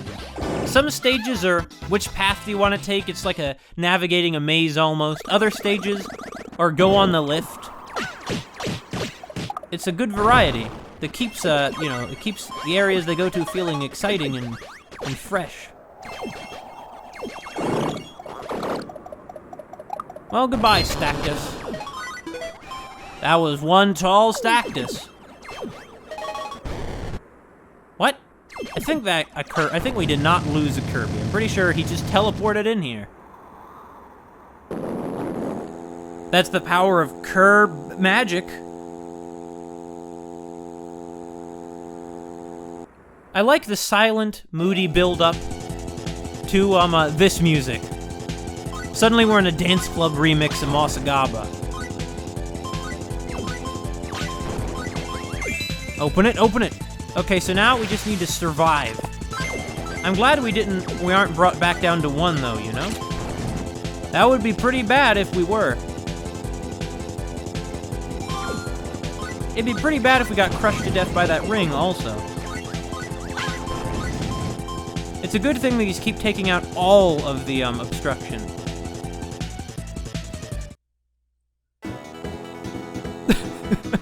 And now back to the main theme, Kirby collecting.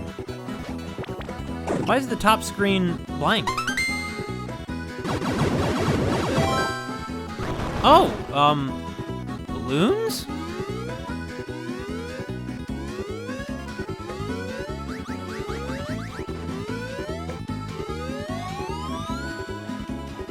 Once again, just having this slight change of an interface like this, it makes the whole adventure feel so much more cinematic and exciting.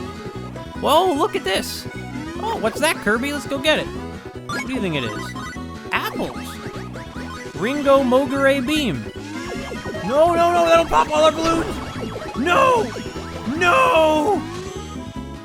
That is one big Gordo! Indeed, it's the biggest Gordo I've ever seen by a large margin. So I suppose this means that the stratosphere of Popstar... Well, that's what their dream meant. It meant that they would be going up here. But I suppose that Popstar's atmosphere is patrolled by Gordos. I imagine this would make it rather complicated to, say, launch a rocket from the surface. That is probably one of the reasons that Poo Poo Poo Land's space program never quite got off the... Come on! There, come... You were right on top of the metal! Get the metal! There we go. We lost a Kirby, though. And a balloon. Yeah, we can get him back. No! Oh, I thought it would, like, bring in the Skull Gang. The fact that they was marked with a skull, though, does that imply that, anything? Go! I know how this is gonna end. It's gonna end with us crashing down to Earth, is how this is gonna end. But I suppose that's inevitable when the Kirbys here clearly have no way of, say, lowering this, hot air balloon. Like, this is not a hot air balloon with the necessary control scheme to let you lower it. I suppose what they'll do is they'll just keep losing, balloons until few enough remain that it begins to sink instead of to float. Whoa, whoa, whoa, whoa, whoa, whoa! Whoa, no, don't curve too hard. No, no, no. Slow and steady curve. No, no, no. Go to the left. Okay, I see. We're just gonna bump into Grape Gardens. This is probably pretty far afield from Grape Gardens, honestly. Maybe it's near a cloudy park. Oh. Well, okay. I suppose these doors are some sort of teleportation devices.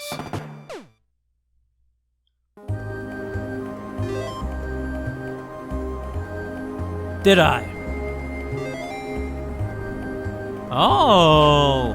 I'll show you the new extra later. Maybe next island.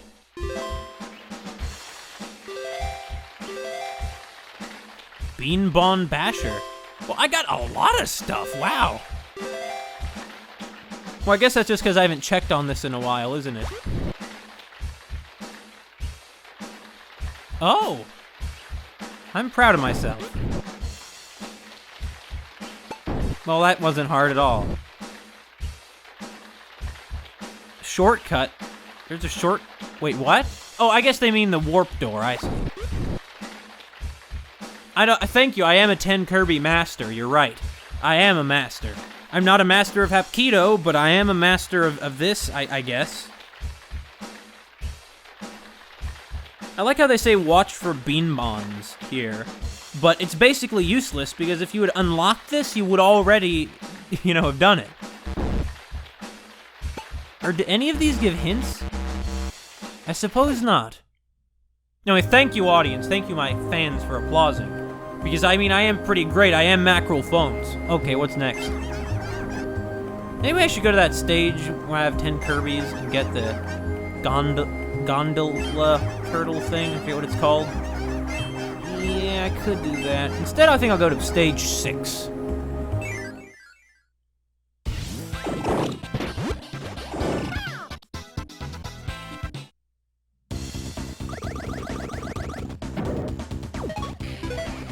Once again. And, oh, it's another birdie. I believe that is what these guys are called, birdies. Carrying some more of that deadly local fruit. There's a lot of plants causing us harm in this game. Now this is a weird-looking monster. What the heck? It's like an egg-wearing armor with Bronto Burt wings. So, like the wings of an insect.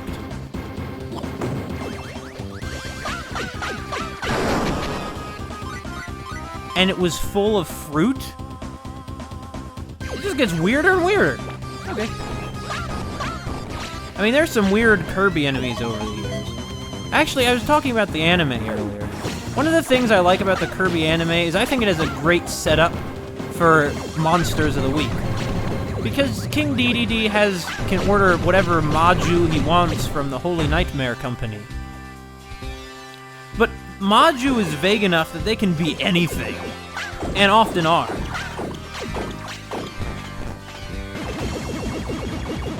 Whoa, guys! Okay, now that we've been killed by the shrapnel, let's go to the door. Yup. Peachy Dory. Keeny Door. What? That's not a phrase. What am I even doing? Oh, it's another undead Beanbon shooting out, decay sludge. It's gross. Maybe it's oil. Maybe the Beanbon, despite looking looking so intact, is actually... Okay, maybe it is... Or hold on, before we do anything, we need to see how to get that metal. But maybe the Beanbons are actually... It's shooting out oil. Okay, I think I see what we need to do, I think. We need to move this block here over there. We need to get that bomb over there on top of this block. And then we need to move the block so that the bomb destroy... I love how there's just one Kirby standing on top. He's probably directing the others where to go. Not really, that's what this star that I'm controlling is doing. Yeah, okay, so we're almost there. Almost. A little closer. There we go. Okay, now you guys drop the bomb. Okay, now just move the bomb over here. And we did it. A delicious metal to gnaw on like a baby. That's one of the cutest things about babies, is they try to eat everything. Give them your hand and they'll try and gnaw it off like little savages. Anyway, let's go drop this bomb then and get another medal. Presumably the first medal that we're missing on the, as we can see on the top screen there. Come on, Kirby.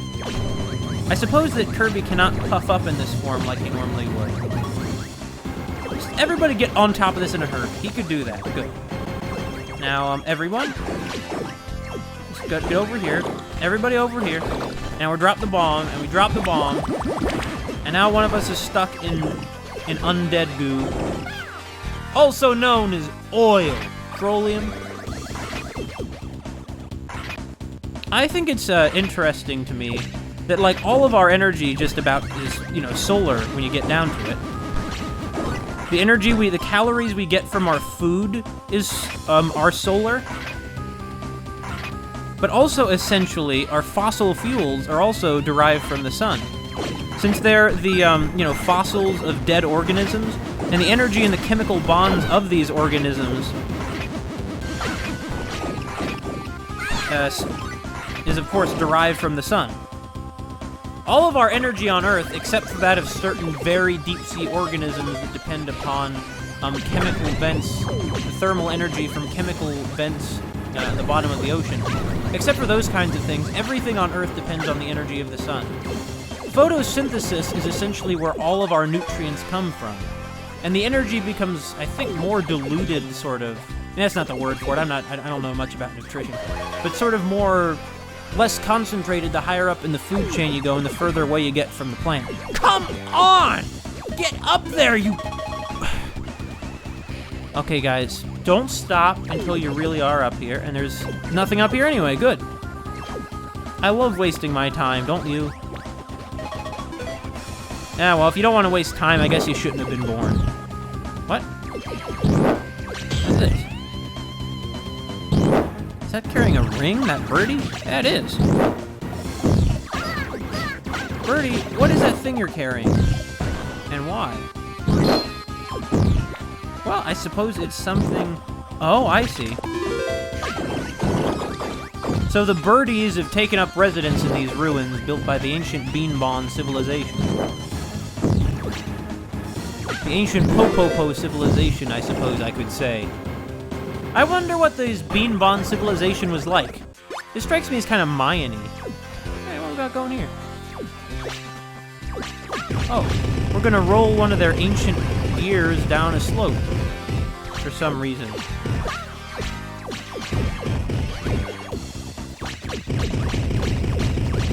They really were very advanced. I mean, look at all their, the kind of technology they had.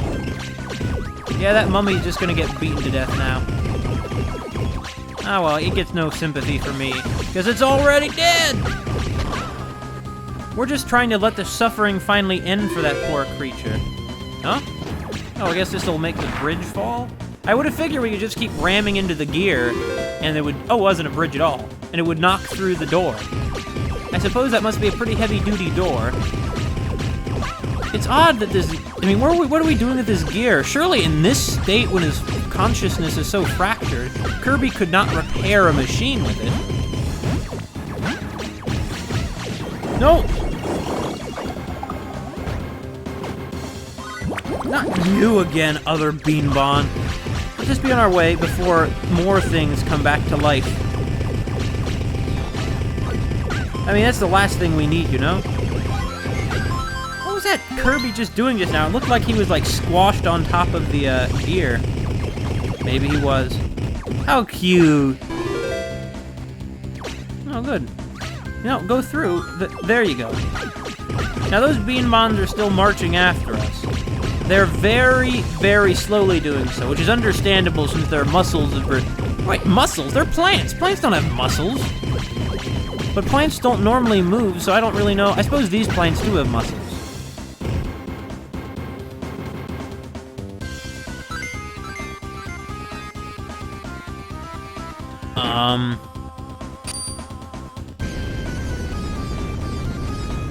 Oh, this wasn't a gear for a machine that ran on a gear.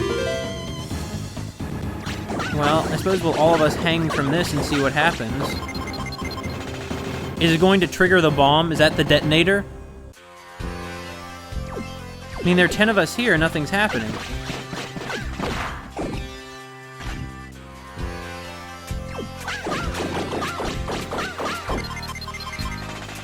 Oh, I see. This is how we're gonna detonate it. We have to trigger it by dropping it. And now, the metals are ours. But not if the gear gets to them first or something, right? Oh, no. We're not allowed to go ahead of the gear. Kirby is really attached to this gear. But once again, you see, this gives this level a unique flavor. It's the gear rolling level. You know, this really gets my gears turning, if you know what I mean. Anyway, we missed a medal somewhere along the line. Is the rainbow flashing medal simply the first one we got in the stage? I suppose so. I wonder where that medal is that I missed, though. I felt like I was really good about exploring this time around. Well, I suppose it... Look, there's just one Kirby who's rolling it up here. Isn't that how it always is? One guy does all the work.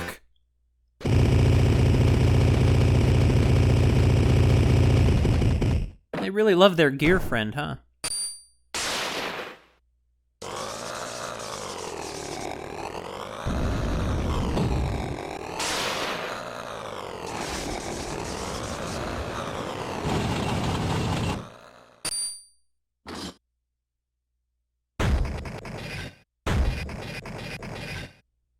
Gear friend? No, gear friend, not after all we've been through. It's not even attacking us. This is just wanton cruelty. It reminds me a little bit of the Nova. I hate to do this to you. You've trapped us in here. Come on, Gear. Oh, he's crying! Our gear friend is crying! I don't blame you for being angry, gear friend. Whoa, gear friend! After all we've been through, how could you do this to it, Kirby?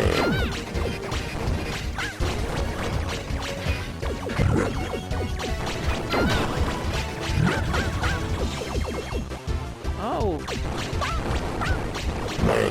It just goes to show that Kirby here really isn't any more good guy than any of these others. He's destroying this ancient robot that he's gotten to know so well. It feels so betrayed. It's finally been awoken after all these years, and its voice sounds like the vocals in the soundtrack of Lisa, Painful.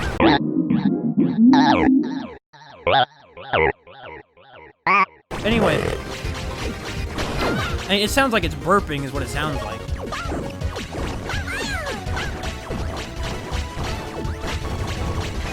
I'm so sorry, dear friend. I never wanted this. I never wanted this, dear friend.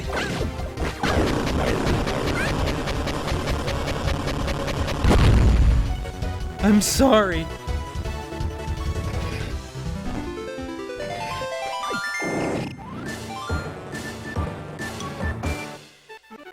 It's dead! We just saw it rock until it died!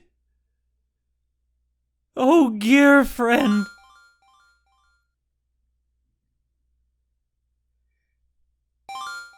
Will Kirby ever come to his senses and realize what he's done? I don't know. I don't know! Wait, let's keep going and get the rainbow drop.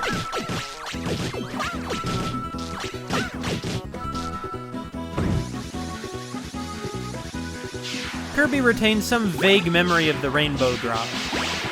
And of dark matter too, I'm sure.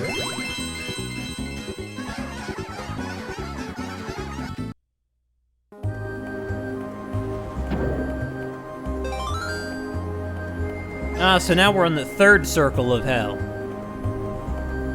Okay. I'm sure. But while we still have 10, let us go back here. Well, I still have 10. Let's go back here and get our, get that one we didn't get before, that one medal. I know that we're missing more than one medal here, but I only know how to get one of them. Anyway, DeRoach, let's hope your advice paid off, okay? I sure hope it did.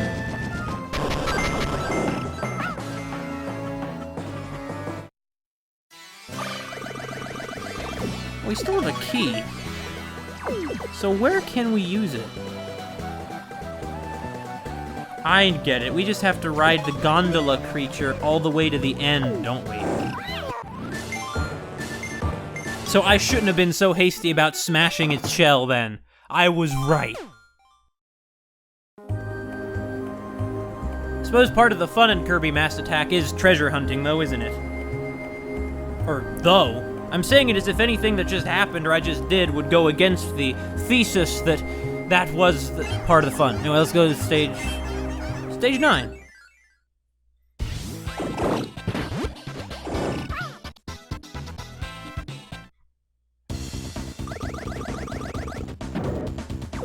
You know, this is called Sandy Canyon, but I'm not convinced this is a canyon. It's an island, isn't it? What kind of island is called Sandy Canyon?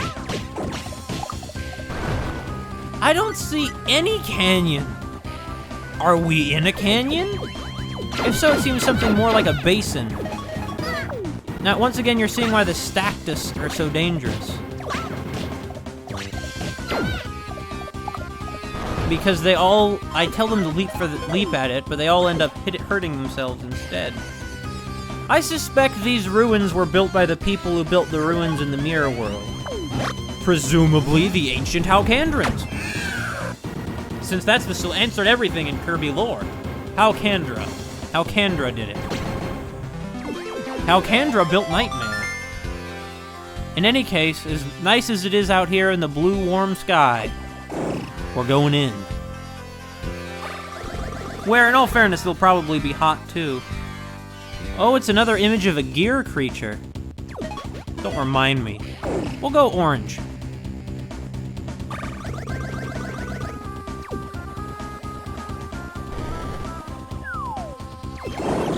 Beanbons. That's a fierce-looking critter there. Nah, not really. Oh, I see. So Beanbons hatch from eggs? Flying? Honestly, those eggs remind me of the weird eggs that were in, what's it called? Kirby Air Ride. There was this one level where there was some giant eggs that were partially hatched, and you could see like, eyes through the cracks. I'd like to think that these are something like that, these eggs are. So, of course, I can't be sure. Because clearly this is an animal that doesn't really leave its shell. It just stays in the shell. Normally that's a sign, I think, of difficult, like, birth defects, we could say. Even though they're hatching defects, I suppose. What's this do? I'll take it. Oh. Okay, I guess we'll find some loot down the line.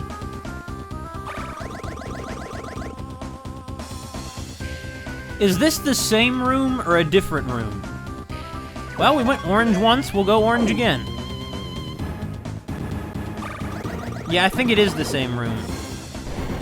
Yeah, it is the same room. Darn, we have to go through all this again. Through that arduous trial.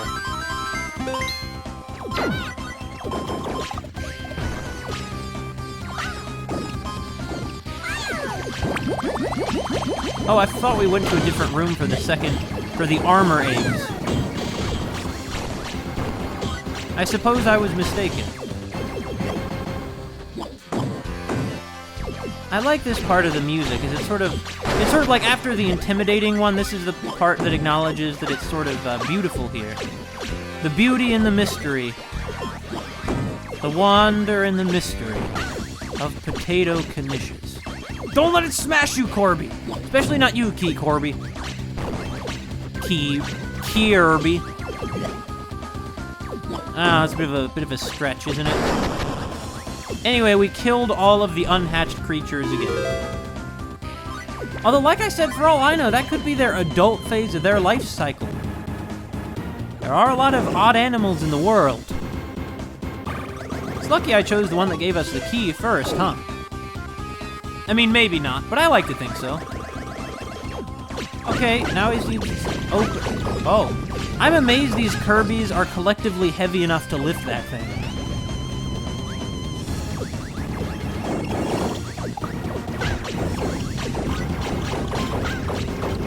I swear, these guys eat more than caterpillars. And caterpillars are just eating machines. That's what they're built for. Well, they're eating machines that are built to eat, then grow, then breed. Just like humans. Hey. Okay. Is there a block? It was guarding something? No, it wasn't. No regrets, though. Just destroying ancient, priceless technology that even apparently, based on Kirby and the Rainbow, of course, didn't even really... Rainbow Curse, I mean, didn't even really want to hurt him.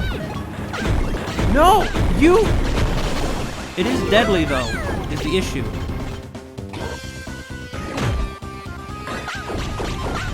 Everyone would get attached to this. Oh, I get it. Okay. The Skull Gang up to this point has proved to be so utterly inept that it's incredible. Maybe if we went in here with only like 3 Kirbys, they'd be able to, they'd kill us. But as it stands, no. Necroidius, is this the best you can throw at me? Then you're really a pathetic god of death.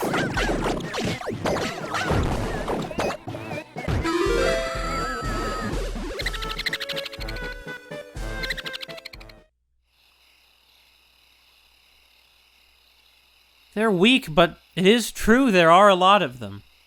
You see, though, this moment where we have the peace and the ambient noise, I think is perfect. This kind of scene adds so much to a video game for me. It's almost as if they want to give you a moment to think about all we've been through on our journey here. Compare that to, say, Kirby Triple Deluxe, where it's, to the best of my recollection, pretty much all action, all music, all the time. Okay, Kirby, let's go. The beatdown never stops.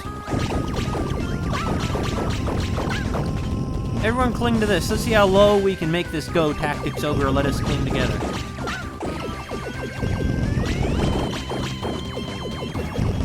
Yeah, these Kirbys really must be heavier than I think. I think Kirby's very light since he can just puff up his cheeks and fly. But hey, what do I know? I'm not a physicist.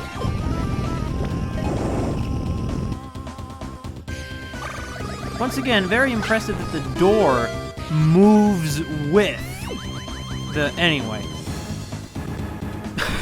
That the door moves with the floor. Any case. Okay, so, my problem is, actually, early on, did we see some kind of color pattern that could have told us what order to go through the doors in? I don't think so. Let's just go through purple. I like purple.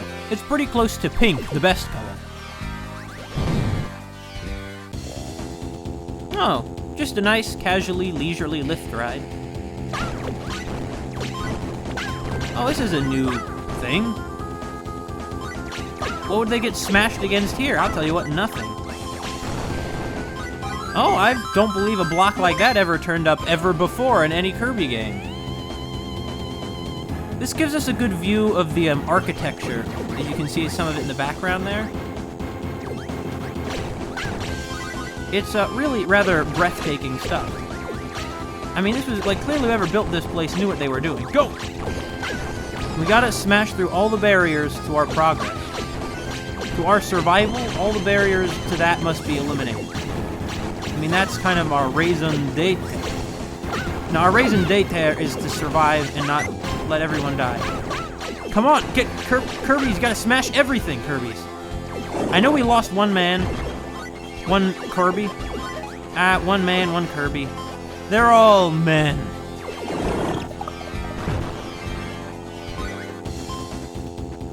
I'm glad we picked the right side. Oh, I get it. Why is it that medals sometimes float and... Actually, I guess medals always fall, don't they? I guess they're pretty good about keeping that consistent.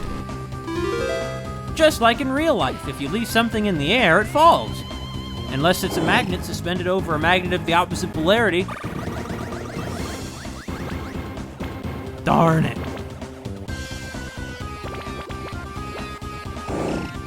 Well, we're not going to get that medal anyway. And we're not going to use this key either. The key will once again rattle to the ground disappointingly. At least we survived that gauntlet.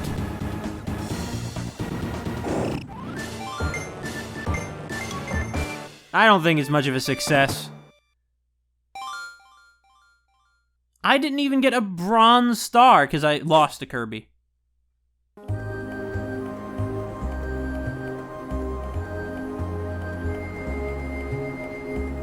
Well. I love that noise they make.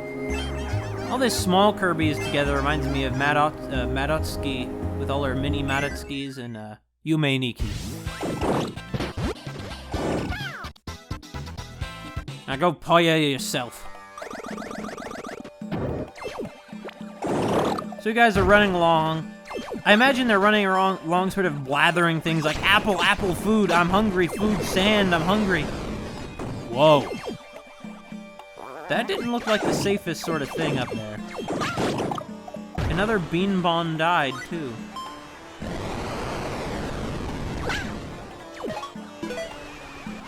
Is there anything over here? Come on, guys. Time is of the essence, guys. Yeah, there is. So get up here. We got up here just in the nick of time.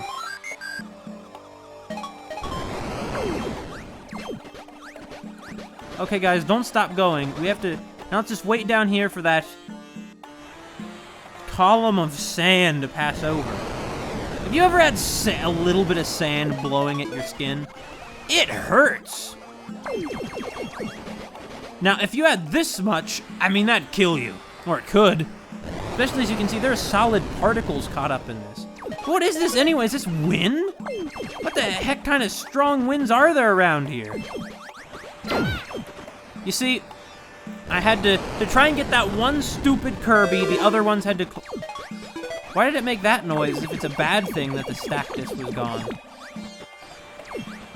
Move forward! Sink down! When you have 10, it's hard to get them all to act in a coordinated manner, though, isn't it? That's life for you.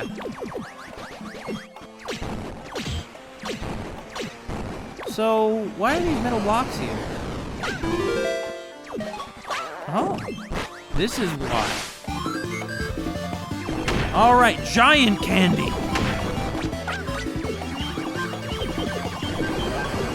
I laugh in the face of this stuff you're trying to knock me down with. Okay, it was good while it lasted. Well, that thing's about to die, isn't it? Or not. I suppose since it lives in this wind tunnel, it has the sense to... Oh... That's what the candy was for. There's an element of puzzle exploration to this, isn't there? I think so. Oh, a skulk. A skulker. Hey, Kirby! Look there! It's a skulker. But the winds occasionally blow out good things, though, don't they? Occasionally. Broken clock is wrong twice a day. Well, unless it's a digital clock.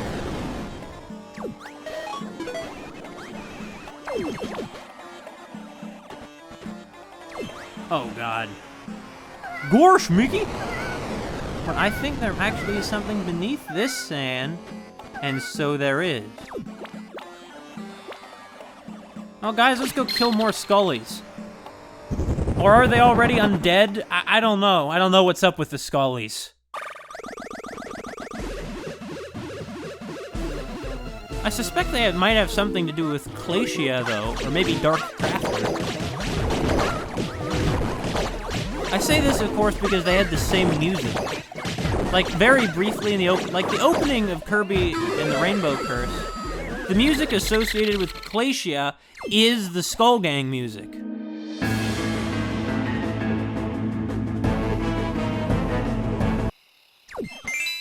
It's very suggestive of something. Of what? I don't know. In any case, it is redolent, I know how to spell the word, of mystery. Okay, well, let's go. So are we going into the Scully's dimension and then, like, introducing sunlight? Because I kind of feel like that's what we're doing. But the Scullys do not like sunlight. I mean, they literally don't tolerate it. I think it hurts them. So it's no wonder. Maybe what's going on is they're like the Shroobs or whatever the villains were in that Mario and Luigi Partners in Time. What a stupid game. But anyway, maybe it's like that where the Shroobs left their home planet to try and find a way, you know, a new place to live. It could be something like that.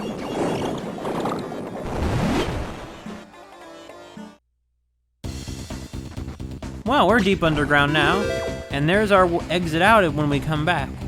The stages can be somewhat long, I suppose, or by Kirby series standards, but once again, I like that. I really like a lot about this one.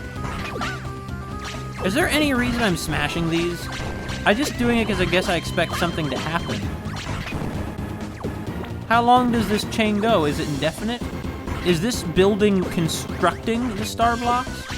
Because all I can say is, if it is, this would explain where the star blocks came from. They're built by an ancient civilization of Beanbons, whose technology continues to function long after they're gone, much like the factories on Shiverstar in Popstar's solar system. I wonder if Shiverstar also has some kind of fountain of dreams. I don't know. Probably not, since everybody there is dead except maybe a few chilies. Normally, if you're trapped in a room with a mummy, it's a rather frightening experience. Here, I think we can handle it.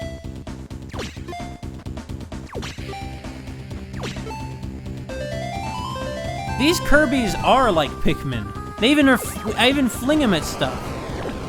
Admittedly, I'm not, an alien, like, visiting their planet, but... Don't jump up there, you maniacs!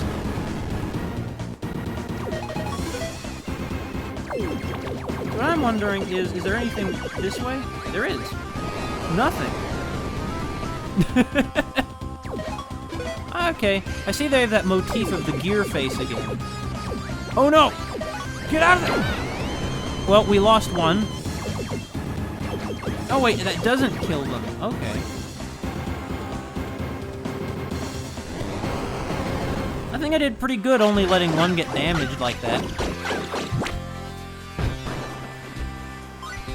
Spider apples. Mmm. I don't want to imagine what a real-life thing called a spider apple might be. Oh, speaking of spiders, another one of those Como. It's interesting that the enemies they put on the front cover are these Como-like spiders and that bat that we fought in, like, the first level. So, I feel like they're kind of, getting them out of the way pretty fast there. You'd think they'd put something more dramatic that happens later on. Maybe on the cover, Kirby would be fighting the pig, who's one of the major villains in the later stages. As you'll see once we get to it. Come on, smash it!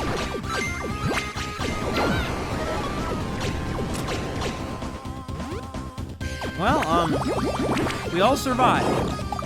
Although you tried to kill the one with the key.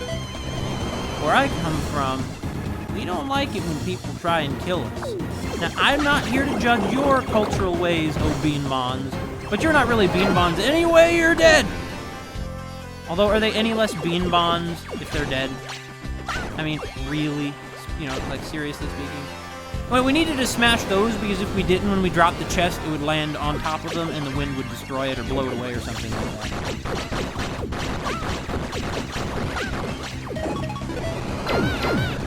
Oh, well, we lost everybody.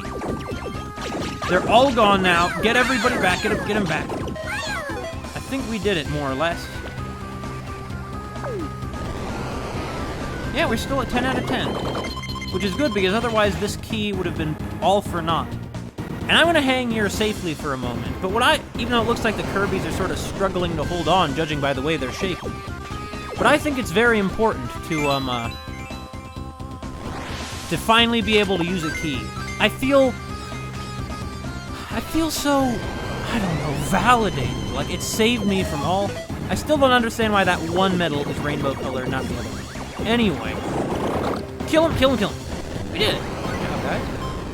What's up here?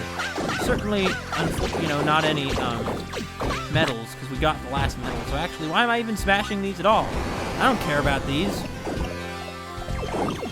Let's just go. Let's just keep going, guys. Oh no, guys! Guys, get out, get down!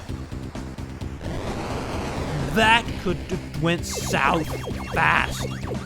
I would have had one Kirby to catch all the injured Kirbys. Guys, get down here! Do you have a death wish?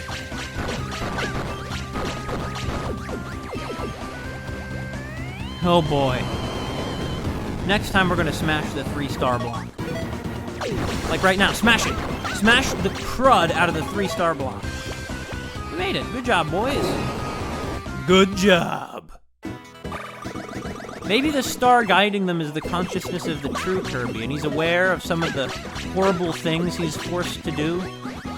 But he understands, but Kirby is a firm believer of, in the ends justify the means. That's what I like about Kirby's, it really makes you think.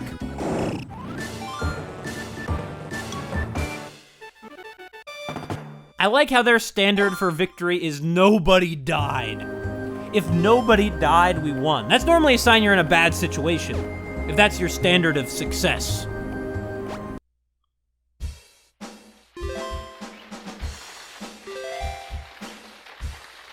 Fruit blocker?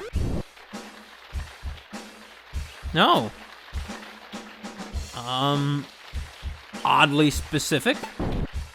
You know, every one of these, or no, there's one that ends with newbie, so not all of them end with I suppose that's reflective of something that was also present in the original Japanese script, though I can't be sure of those. Do I really need to do every stage? Of course I do.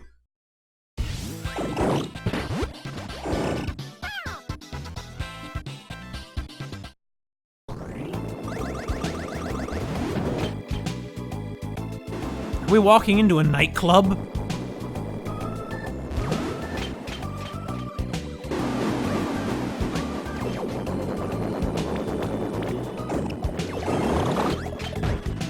We might be. And Kirby Star Stacker, or maybe Kirby Superstar Stacker, I guess, whose real name is like Kabi no Kira Kira Kisu. But, we're not, that's not what this is. What the? Yeah, this is definitely, a melody of an earlier piece of music. Oh, listen to that guitar. That's sort of, to me, the trademark instrument of this Kirby game. Oh, so here are the Shatzos. Well, they're clearly not Shatzos, they have eyes, oddly enough. And they're also not indestructible. What? Oh. Hey, buddy, we're gonna need you to destroy something else over here, too. Just real quick, it'll be a big favor. It'll be do me a solid, thanks.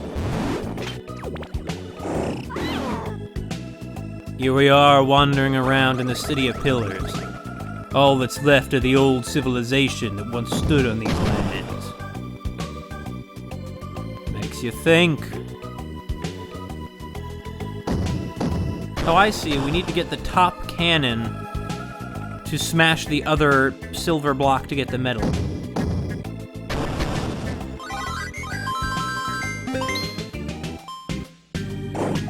Why do we even have a score? Like, who cares about scores?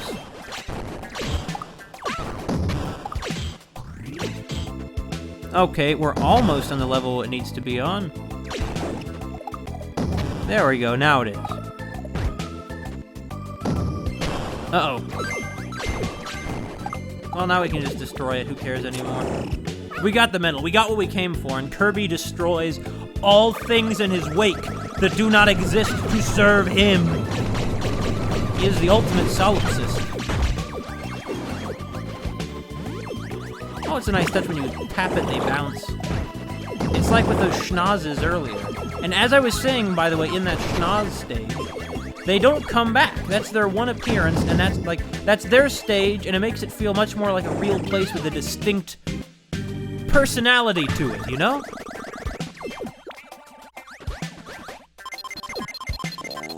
Wait, there weren't actually 10 on it, but alright, sure.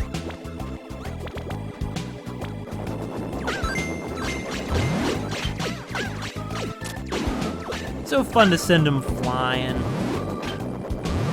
Not gonna smash the claw guys yet, because there might be metal blocks here. Oh, there aren't. Oh, well. Think you get an achievement for going through the stage and not attacking any enemies? There might be one. It'd be pretty hard to do that, actually.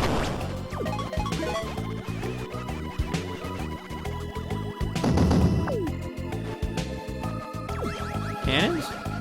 Cannons. Get the Eggman. He's the Eggman, I'm the Walrus, you know how it goes.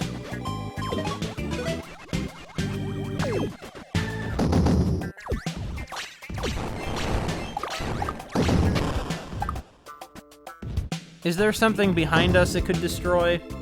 Probably. Let's just get on top of it and climb over, just to make sure there aren't more metal blocks this way. Huh? Well, it doesn't matter because the door's shut anyhow. A giant undead Beanbon. I suppose it might be easier to mummify plants than humans. Aren't there like flower collectors who, you know, put plants into books? You know, they'll put a different leaf on each page or something. I don't get why they had to let go of the handle and let it begin sinking. I was gonna have one climb over and they'd all get pulled in, but no. They didn't want to do that.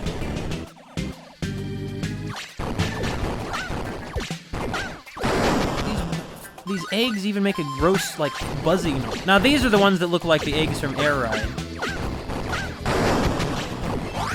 They make such a... Okay. I'm sorry? Did it just kill itself?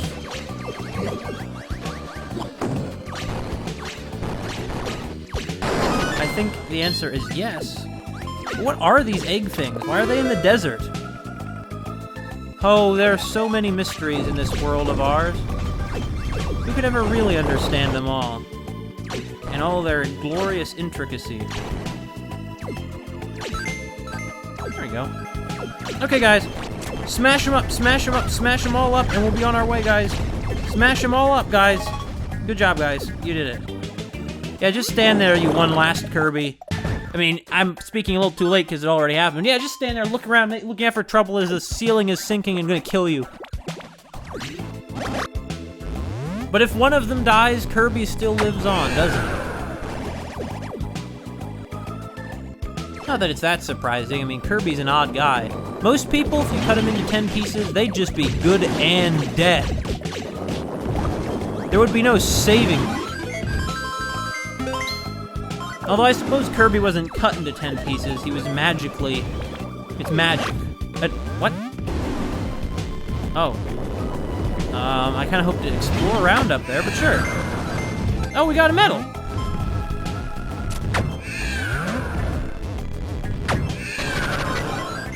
Oh, so that's how you can kill those guys. Yeah, now we're about to go up to this cannon again. Now we're about to go up here. Oh, I was hoping for a secret. Well, there still might be a secret up here. Kirby in the Amazing Mirror was particularly ruthless with its secrets and cannons. Or puzzles and cannons. You'd go into... Kirby's would be flying through a palace, and he'd go into cannons, and cannons would just shoot him through all sorts of sides in the palace. Oh, this is like those things we used to get into the stage. Oh. Okay. We can't help him or we'll all die. Yeah, we lost. We lost that Kirby. Because he was a freaking idiot and decided to get in between the wall and the block. You can't hold me accountable for all of this. Okay? Kirby, what have they done to you? This isn't the Kirby I know. This is the Kirby Necroidius build.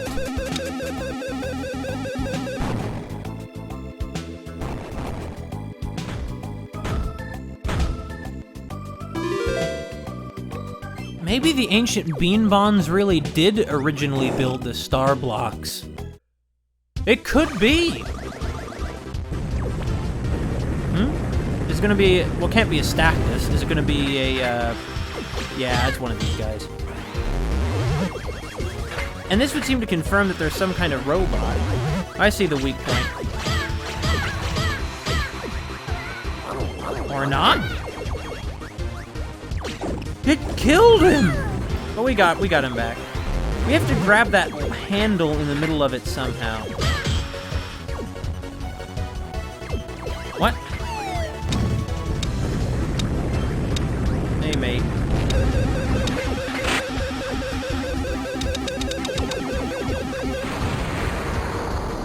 Why did it do that? Did it just blow itself up? Why did it do that? That doesn't make any sense. Wait, what's happening?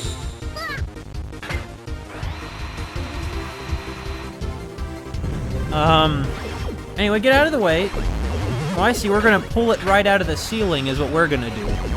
And once it's on the ground, unable to move, forever unable to fulfill its programming again because the engineers who originally constructed it died, you know, centuries ago. Once that happens, we'll, Oh, I see what we gotta do. We gotta move it over here so it blows itself up. Anyway, once that happens, then we'll just beat it to death. It'll be great. I'm sorry, I shouldn't say to death since it's not going to... It's not a living thing, it's a machine. But can not a machine be alive too? Are not all of us a sort of machine? I was saying earlier that caterpillars are essentially, you know, eat and then reproduce machines. And I said just like us. just like we humans. That's pretty deep. Philosophy. I'm gonna be the next Bertrand Russell. I joke, of course. There was only one Bertrand Russell. What a genius. Anyway, come on, get it, man. You gonna get it? You gonna pick it up? Come on, come on. There we go. I'm sorry, that voice was very odd. It was as if I had something caught in my throat.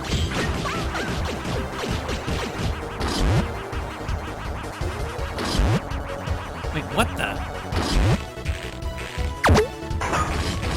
Yeah, it is a machine. Oddly enough, with a mouth. And it ate itself. An Ouroboros robot. Well, if you'll excuse us. Well, actually, once again, a remarkable thing about this game is many stages have their own boss fights that are full boss fights. It would make it pretty difficult to go back to this stage like this and do it again because you have to go through all this action again. So it is a positive in that it makes the whole thing feel so much more big and exciting, but it's a negative too in another way. Once again, we'll take a look at that extra later.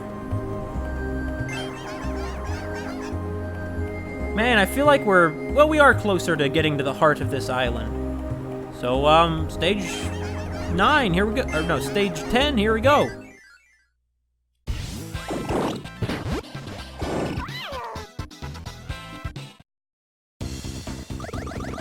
Here we are.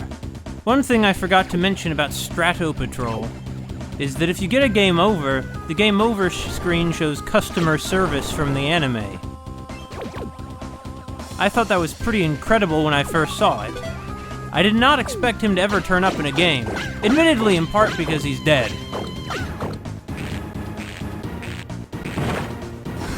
What a coincidence that we needed exactly the number of Kirbys we had to lift that up. Huh? Go that way? Can do. Oh, I see. Now the whole building is filling with this stuff. Now, I rather wish that wasn't happening. In any case, customer service presence, of course, is a way of indicating who the final boss will be. Now, oh, those blocks also destroy all the enemies on screen, huh? Good to know. No, we don't want to deal with this right now. Not right now. Oh, darn, we gotta deal with this right now. Okay, fine. Well, you know, let's just keep smashing these blocks up and we'll be on our way. Forget it. Who needs it? I should have gotten the fruit. I should have gotten the fruit. Why didn't I get the fruit? Oh, well, we're still safe and alive.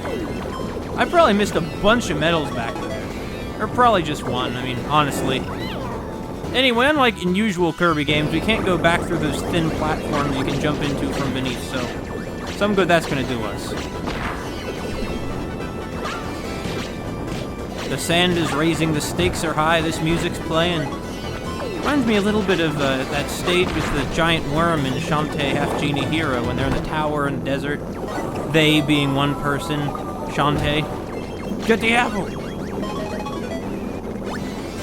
The music here, though, is much more exciting. I mean, it makes it sound like Kirby and them are on some kind of huge epic adventure. I mean, I suppose that, in fact, they are. Guys, let's not deal with this right now. Oh, I see, so I assume the skull logo is not good for us. But the one I got was. The skull logo would probably, summon to Scully? Would they take away the Kirbys or something like that? Probably with their gross little scully hands. Ugh. They're nowhere near as charming as the Scully from X-Files. We don't have enough of us. So instead we're just gonna have to rise up the other way and probably miss medals. Miss Medal is a good teacher. Not as good as Mr. Chip, though, who was from the Kirby anime. Because of course he is. Everybody I mentioned is. Surely he's a reference to the Mr. Chips from that. Isn't that a novel? I believe it was a novel, yes. I have not read that novel. I've always heard that Mr. Chips is supposed to be a really, like, devoted, good teacher. But then I read once the name is considered an insult. Like he's a pathetic loser who sticks to his job as a teacher. Which very well might be, I don't know, because I've never read that novel. Anyway, the sand is still rising and will soon completely consume this ancient archaeological site. Nice job, Kirby. What's that on the right? Is that a cactus?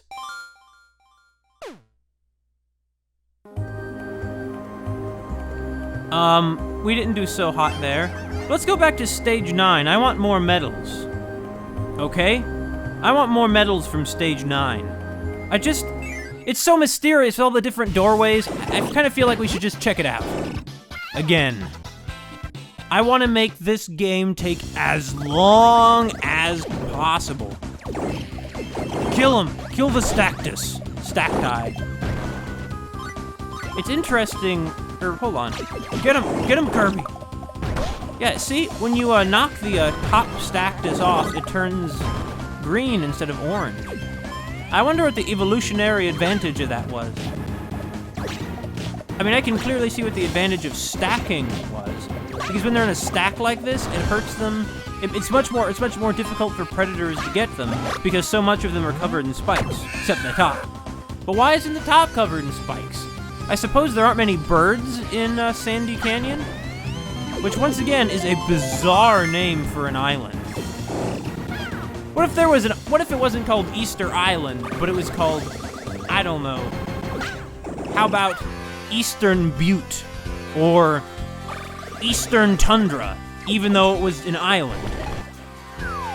Would you say the world had gone insane? All the kids are gone insane, all children have gone insane? And, watch out. Yeah, I suppose, wait a minute. Hold on, if these things are dropping out Beanbons, that means that those things are Beanbons. Those are what Beanbons grow up into, so they're not eggs at all, they're like seed pods. I would not have guessed. Frankly, this means that, well, I suppose it makes sense that Beanbons are neither plants nor insects, because they are, after all, aliens. Why should they follow, you know, the way animals work on Earth at all? I'll tell you why, there's no reason. They evolved completely separately. They share 0% of our DNA of any Earth animals. So these are definitely some alien aliens. They did a good job. This is high-concept science fiction. Philip K. Dick, he'd be jealous. He'd think, I wished I could come up with something this high-concept. Although it's, okay, I mean, this kind of stuff isn't his style. Philip K. Dick's style is more characters angsting over whether or not they're real and not sure what's real and stuff. Because Philip K. Dick himself suffered from hallucinations. I don't know if he was a schizophrenic or if it was brought on by drug use, or possibly both. Philip K. Dick was an interesting guy, though. He's one of those many science fiction authors who are novels really aren't very well written, but where the ideas and the story are so good you can get through it anyway, and it's still brilliant. He was a creative first and a novelist second. Come on, my children. We will go and destroy more mummies. You know, I said that was an archaeological site, but really, I think that a lot of the sciences and scholars, because archaeology isn't a science, but a lot of fields of academic inquiry are very undeveloped on Popstar, at least in Poo-Poo-Poo Land. Clearly they are too here in the Po-Po-Po Isles, where the only civilization is tribe-like and very violent to, or not tribe-like, it's tribal, and very violent to outsiders. The Beanbon civilization, that is. Although clearly the Beanbons were once much more sophisticated. So when you get down to it, it is really, I think I already got this medal, but it is really quite tragic that they've ended up the way they have. Yeah, I have got it. Oh well, let's go kill some Scullies anyway. Because I'm not 100% sure I got it. I know it wasn't that long ago, but...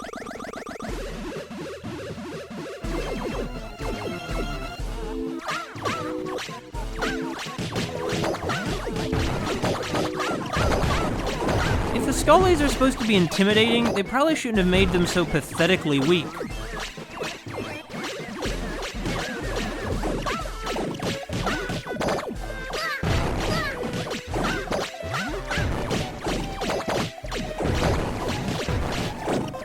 I've never done this poorly, though. Figures it happened just after I said how pathetically weak they were. Anyway, we'll be on our way.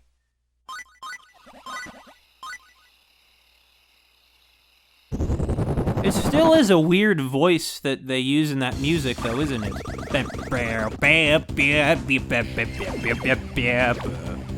It's the same voice that's used in the main theme, Kirby Collecting.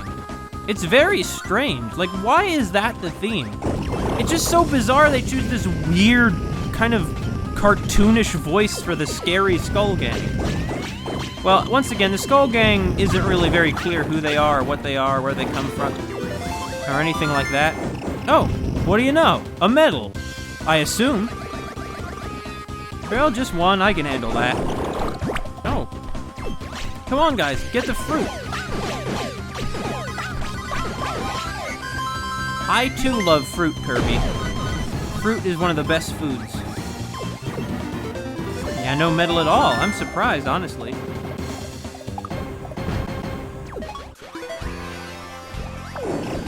Vegetables I tend not to like so much, or at least, rather, it's harder to make me like a vegetable.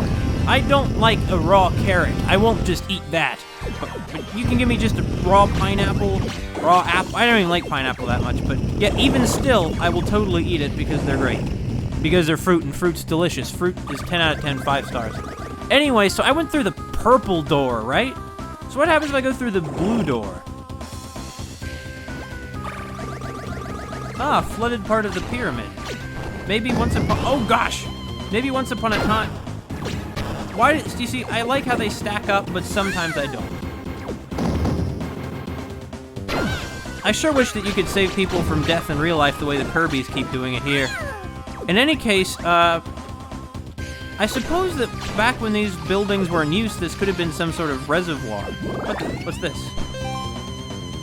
Oh, I see. This still might be the first time the player encountered water in the game. At this point, though, it feels like it's kind of unlikely, but as I've demonstrated, you don't need to do all the levels, so I suppose it's quite possible. There's a medal. The whole reason we went down here at all. Thank you, my Kirbys, with your collective lungs, or collective bellies, I guess. Never really thought about it before, but I suppose Kirby breathes through his stomach, because it's like the only organ inside him. And the fact that all of these Kirby's mouths lead to the same space, I think confirms that Kirby's belly is some sort of alternate dimension. Come on, guy, don't do that. Uh-oh. Nope, don't let that happen. We got out of there, and we could have blown up those blocks and gotten bananas, but the truth is we didn't, okay? And there's no shame in that. Bubbles! Oh, no! No! Go!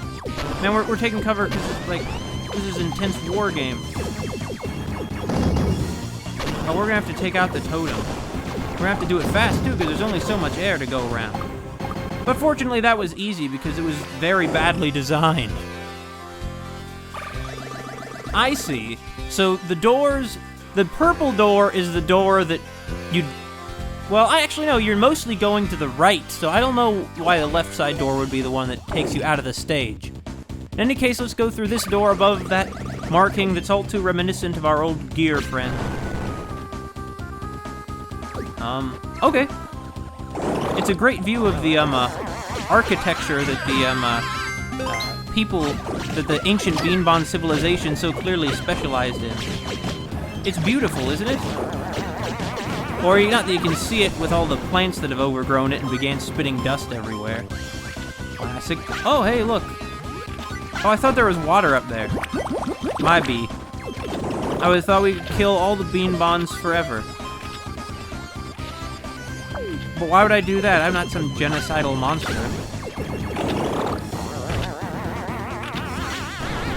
There we go. More of these blocks switching between skulls, though. Who put them here? Does this mean that the ancient Beanbon civilization had some kind of contact with the Skull Gang? I'd say it certainly leaves that possibility open. Come on, guys. We really have to do this. If only I could know what Kirby felt, you know? Because Kirby, even though it's so clouded with dust, he could still easily show me what was, he could still just feel around and know for sure. Oh, there's the treasure chest, but he could easily just feel around and know for sure whether the block was metal or a star block. At least, I've never assumed star blocks are metal. I guess they might be. I always thought of them as just, like, being plastic or something. Okay, so, there it is. Well, Kirby's, let's finally open a chest with his key. For once, the key will not go to waste. And I think it's such engaging level design. It feels like you're a real treasure hunter, because you start out getting the key really early on, and it's only much, much later on that you find the chest. Okay, let's go get that last medal, which, if I recall, we needed 10 Kirbys to wrap our dirty little mitts around. Not that Kirby really has mitts, does he?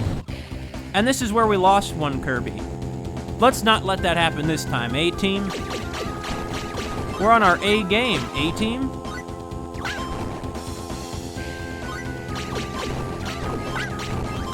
Don't stop smash. Quick, get that. There we go. The day has been saved. Thanks to the Powerpuff Girls. No, the other side. Go to the other side. There we go. I understand that we could have gotten apples, but I don't really care. I think it's a good move, generally, to, as soon as you see blocks here, start smashing them. Smash all of them. When with this many Kirbys, it shouldn't be too difficult to do that, but you never know. You never know, do you? No! Oh, gosh, that was close. Kirby's, quit hopping around up there! Stay! Do you have a death wish? I think some of them do, honestly. The Stactus is irrelevant.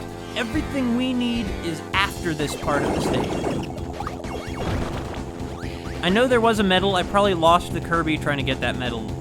Didn't I? I don't know. I don't clearly remember anymore, but look how tall they can get. Man, I bet Kirby wishes he could be this tall normally. Although being tall has a lot of disadvantages that short people normally don't consider, I think. For example, sometimes you get in a shower and the shower head is too low. Or you walk along and tree branches keep attacking your eyes. If any tall people are in the audience, you can say whether I'm right.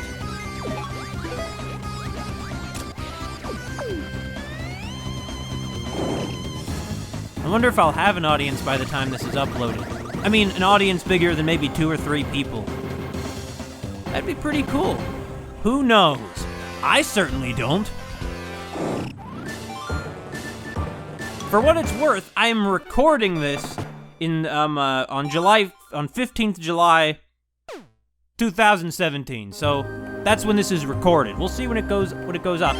That's probably why I haven't been talking much about the nuclear war that happened.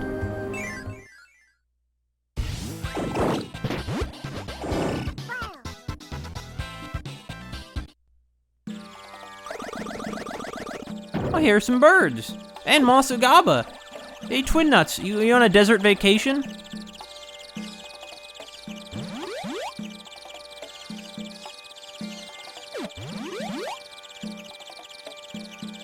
No, that's Big Birdee. We haven't had the best relationship with her. I hate to see what's happened to her daughters, though. Or her kids, I guess I shouldn't be saying daughters, necessarily. Right, let's get them out of there. I wonder why the Beanbon, regressive Beanbons trapped them, though. No, we're not your mother.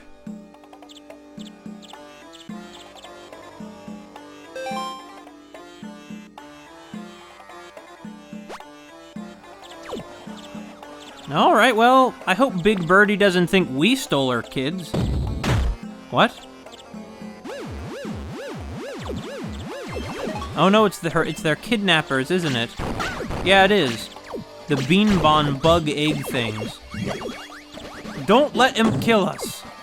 Really, what did they want with those birds, though? Maybe in ancient times, I could easily see it that in ancient times what happened to them was. Oh no. Okay, that's it. This is just... It's gonna be a free-for-all now. I think we got that birdie that got knocked out of Kirby's hands back, though. I'm not entirely sure. 1, 2... Oh, no, don't let him smash us! Oh, just a Beanbon? We can handle just a Beanbon. But maybe the Beanbons, a certain group of them in ancient times, made a deal with the Skull Gang, and that somehow led to the downfall of their civilization. Perhaps now these egg things are somehow those who made the deal. They used to be Beanbons, but have now become something else. And with the civilizations gone, the Beanbons entered a dark age, becoming a sort of tribal pre-modern state, which isn't necessarily worse. Like, it's not really worse being a hunter-gatherer than being a, than farming. People often assume that it must be, like, less, that hunter-gatherers are constantly on the brink of starvation, and they are in some places, but, well, not always. Oftentimes, there's evidence that when people switched to farming, they actually began having less nutrition in their diet. Now, obviously, the whole state system can only... Oh, we killed them. Anyway, obviously, the whole state system is only capable of existing because farming does. But I really don't know that that's a good thing. Oh, boy. Another one of these. I took that last one down without getting any Kirby's hurt. So let's do it this time again, right?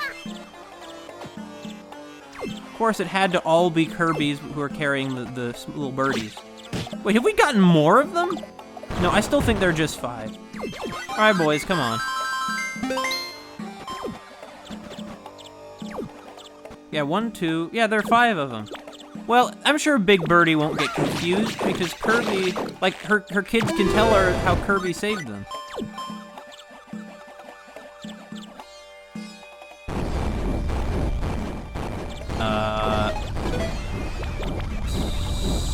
Sorry there, tall guy.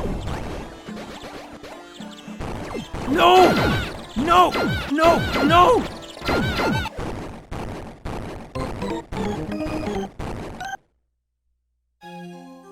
That, when you get a game over in Kirby Mass Attack, it always, at least so far for me, it always comes immediately. It's not like, oh wow, I'm really struggling. It's like everything's fine, then abruptly, it all goes down the drain. Okay, in here is where the troubles begin. There's a key right there. We're gonna have to get that key in a minute.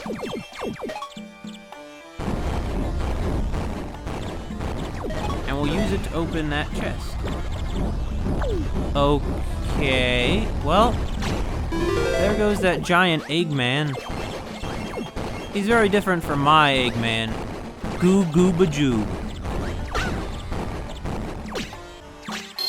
There we go. He's not gonna come back. Thank godness for that. Hey guys, open the chest, would you? Good job! Good job! I feel like there was some anime at some point where something happened where, like, somebody said something and they followed it up with, you know, like, something, something, something, good job! It sounds cool in Japanese, but it sounds kind of goofy in English, doesn't it? Well, the way they delivered it, I mean. I wonder, is something gonna fall on us? No? Oh, that's good. I'm glad nothing bad's gonna happen. Smash through these blocks. I mean, that'd be bad. Oh wait, something's gonna happen. I think something might happen here right now. Oh, okay, boys. Oh, no, I see there's a boulder. I wonder what's gonna happen when we... Oh, there we go. There we go. How would we get the bananas instead?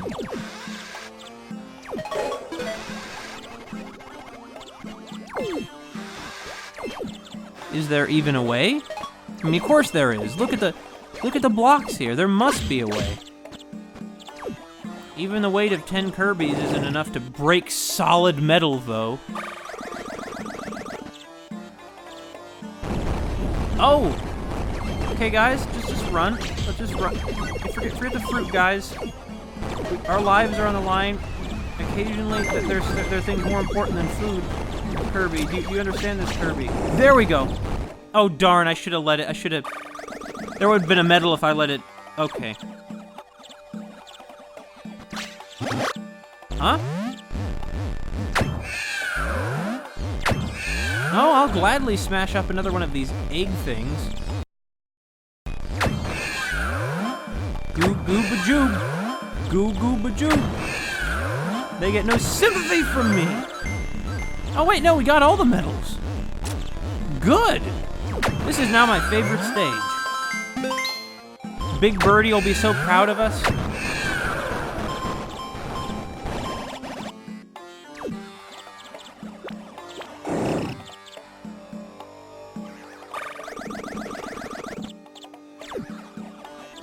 Are those bones in the background? Oh no, it's not a kite dragon, it's more ruins.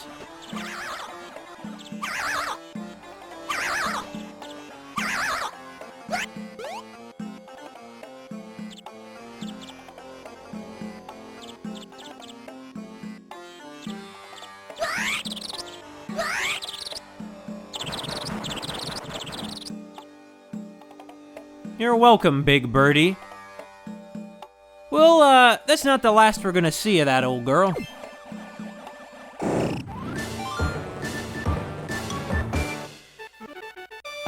Frankly, it's impressive that she's able to travel between the islands with her kids, no less, even though, the Scullies are so rampant.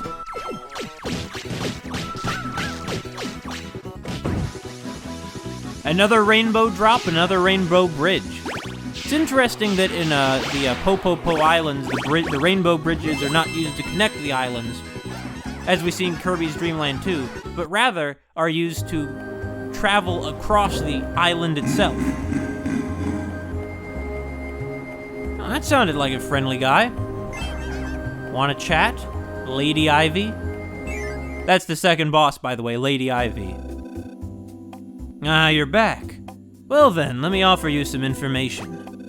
When facing big foes or powerful enemies, gather together and use mass attacks. See? There's the title. What can I do for you? Could he ever do anything for us except getting a hint? You'll be tempted to stay on the run in the building where the sands rise higher and higher. But watch for the red blast blocks as you go. One of those will shake a loose metal. Anything else I can do for you? Sure, different hint. 2 of those water-splitting blish. Yeah, I know about that one. See you later. Oh, Deroach. He's a nice guy at heart, isn't he? Just wondered if you wanted to tell us something about Lady Ivy.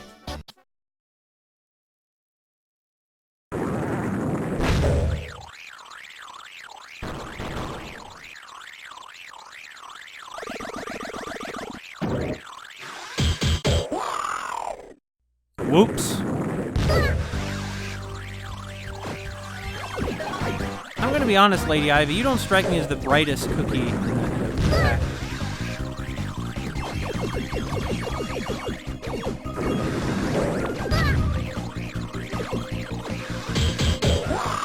There we go.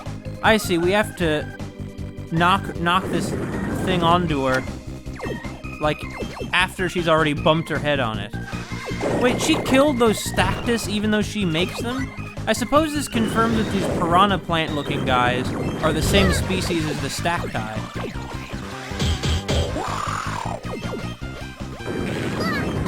So, does Lady Ivy say work for Necroidius? I suppose so? We just destroyed one of her seed pods anyway. I suppose that's her body coiled around the roots down there. She's a cute hat, at least. All the fashion sense of Grandma Blowfish. No more seeds, huh? Now, you know, I think that, she's seeding some trouble. That didn't really work. I think she's planting the seed She could say something like, I'm planting the seeds of your doom. Honestly, she doesn't strike me as the type. I don't think she's like a very intelligent creature, but I don't know, the hat kind of throws me for a loop. Yeah, we gotta like not get hit. Apparently you need all the Kirby's weight to effectively move this thing. It makes sense, it does look pretty heavy, I mean it's metal. Oh no!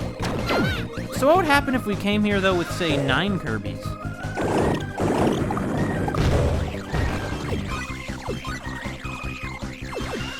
Come on! Really?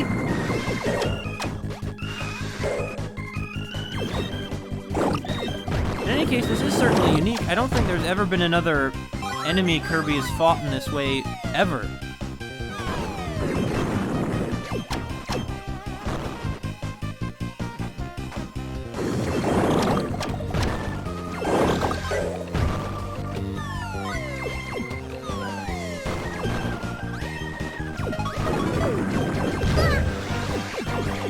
Come on!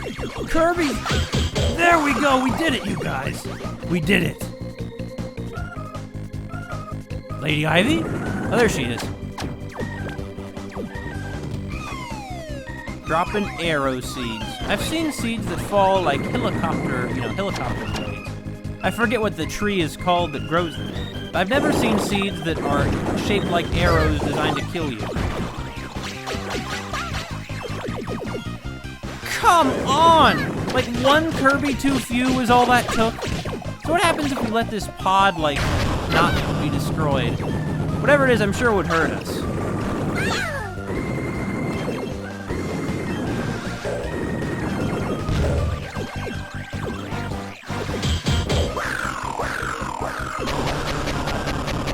Okay, did we win? Did I get you, Lady Ivy? I got you, I think.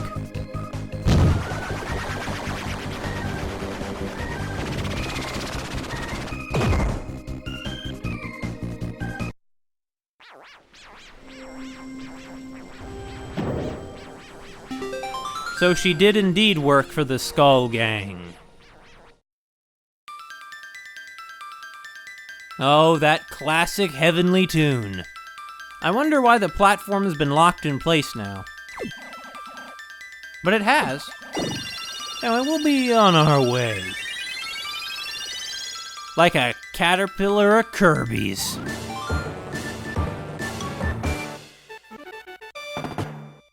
What a horrifying sight.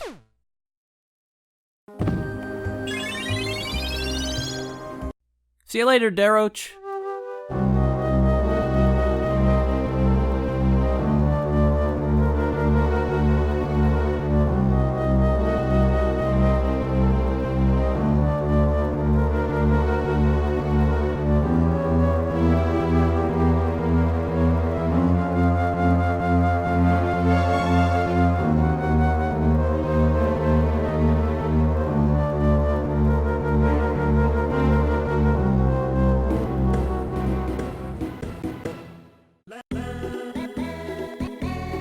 I just want to show you a feature of Kirby Mass Attack. Whatever world you were in, whatever island of the Popopo Islands, I guess I should say, you were in when you last saved, the title screen will be there too. This is some weird music I've always thought. Or not always, just since I heard it.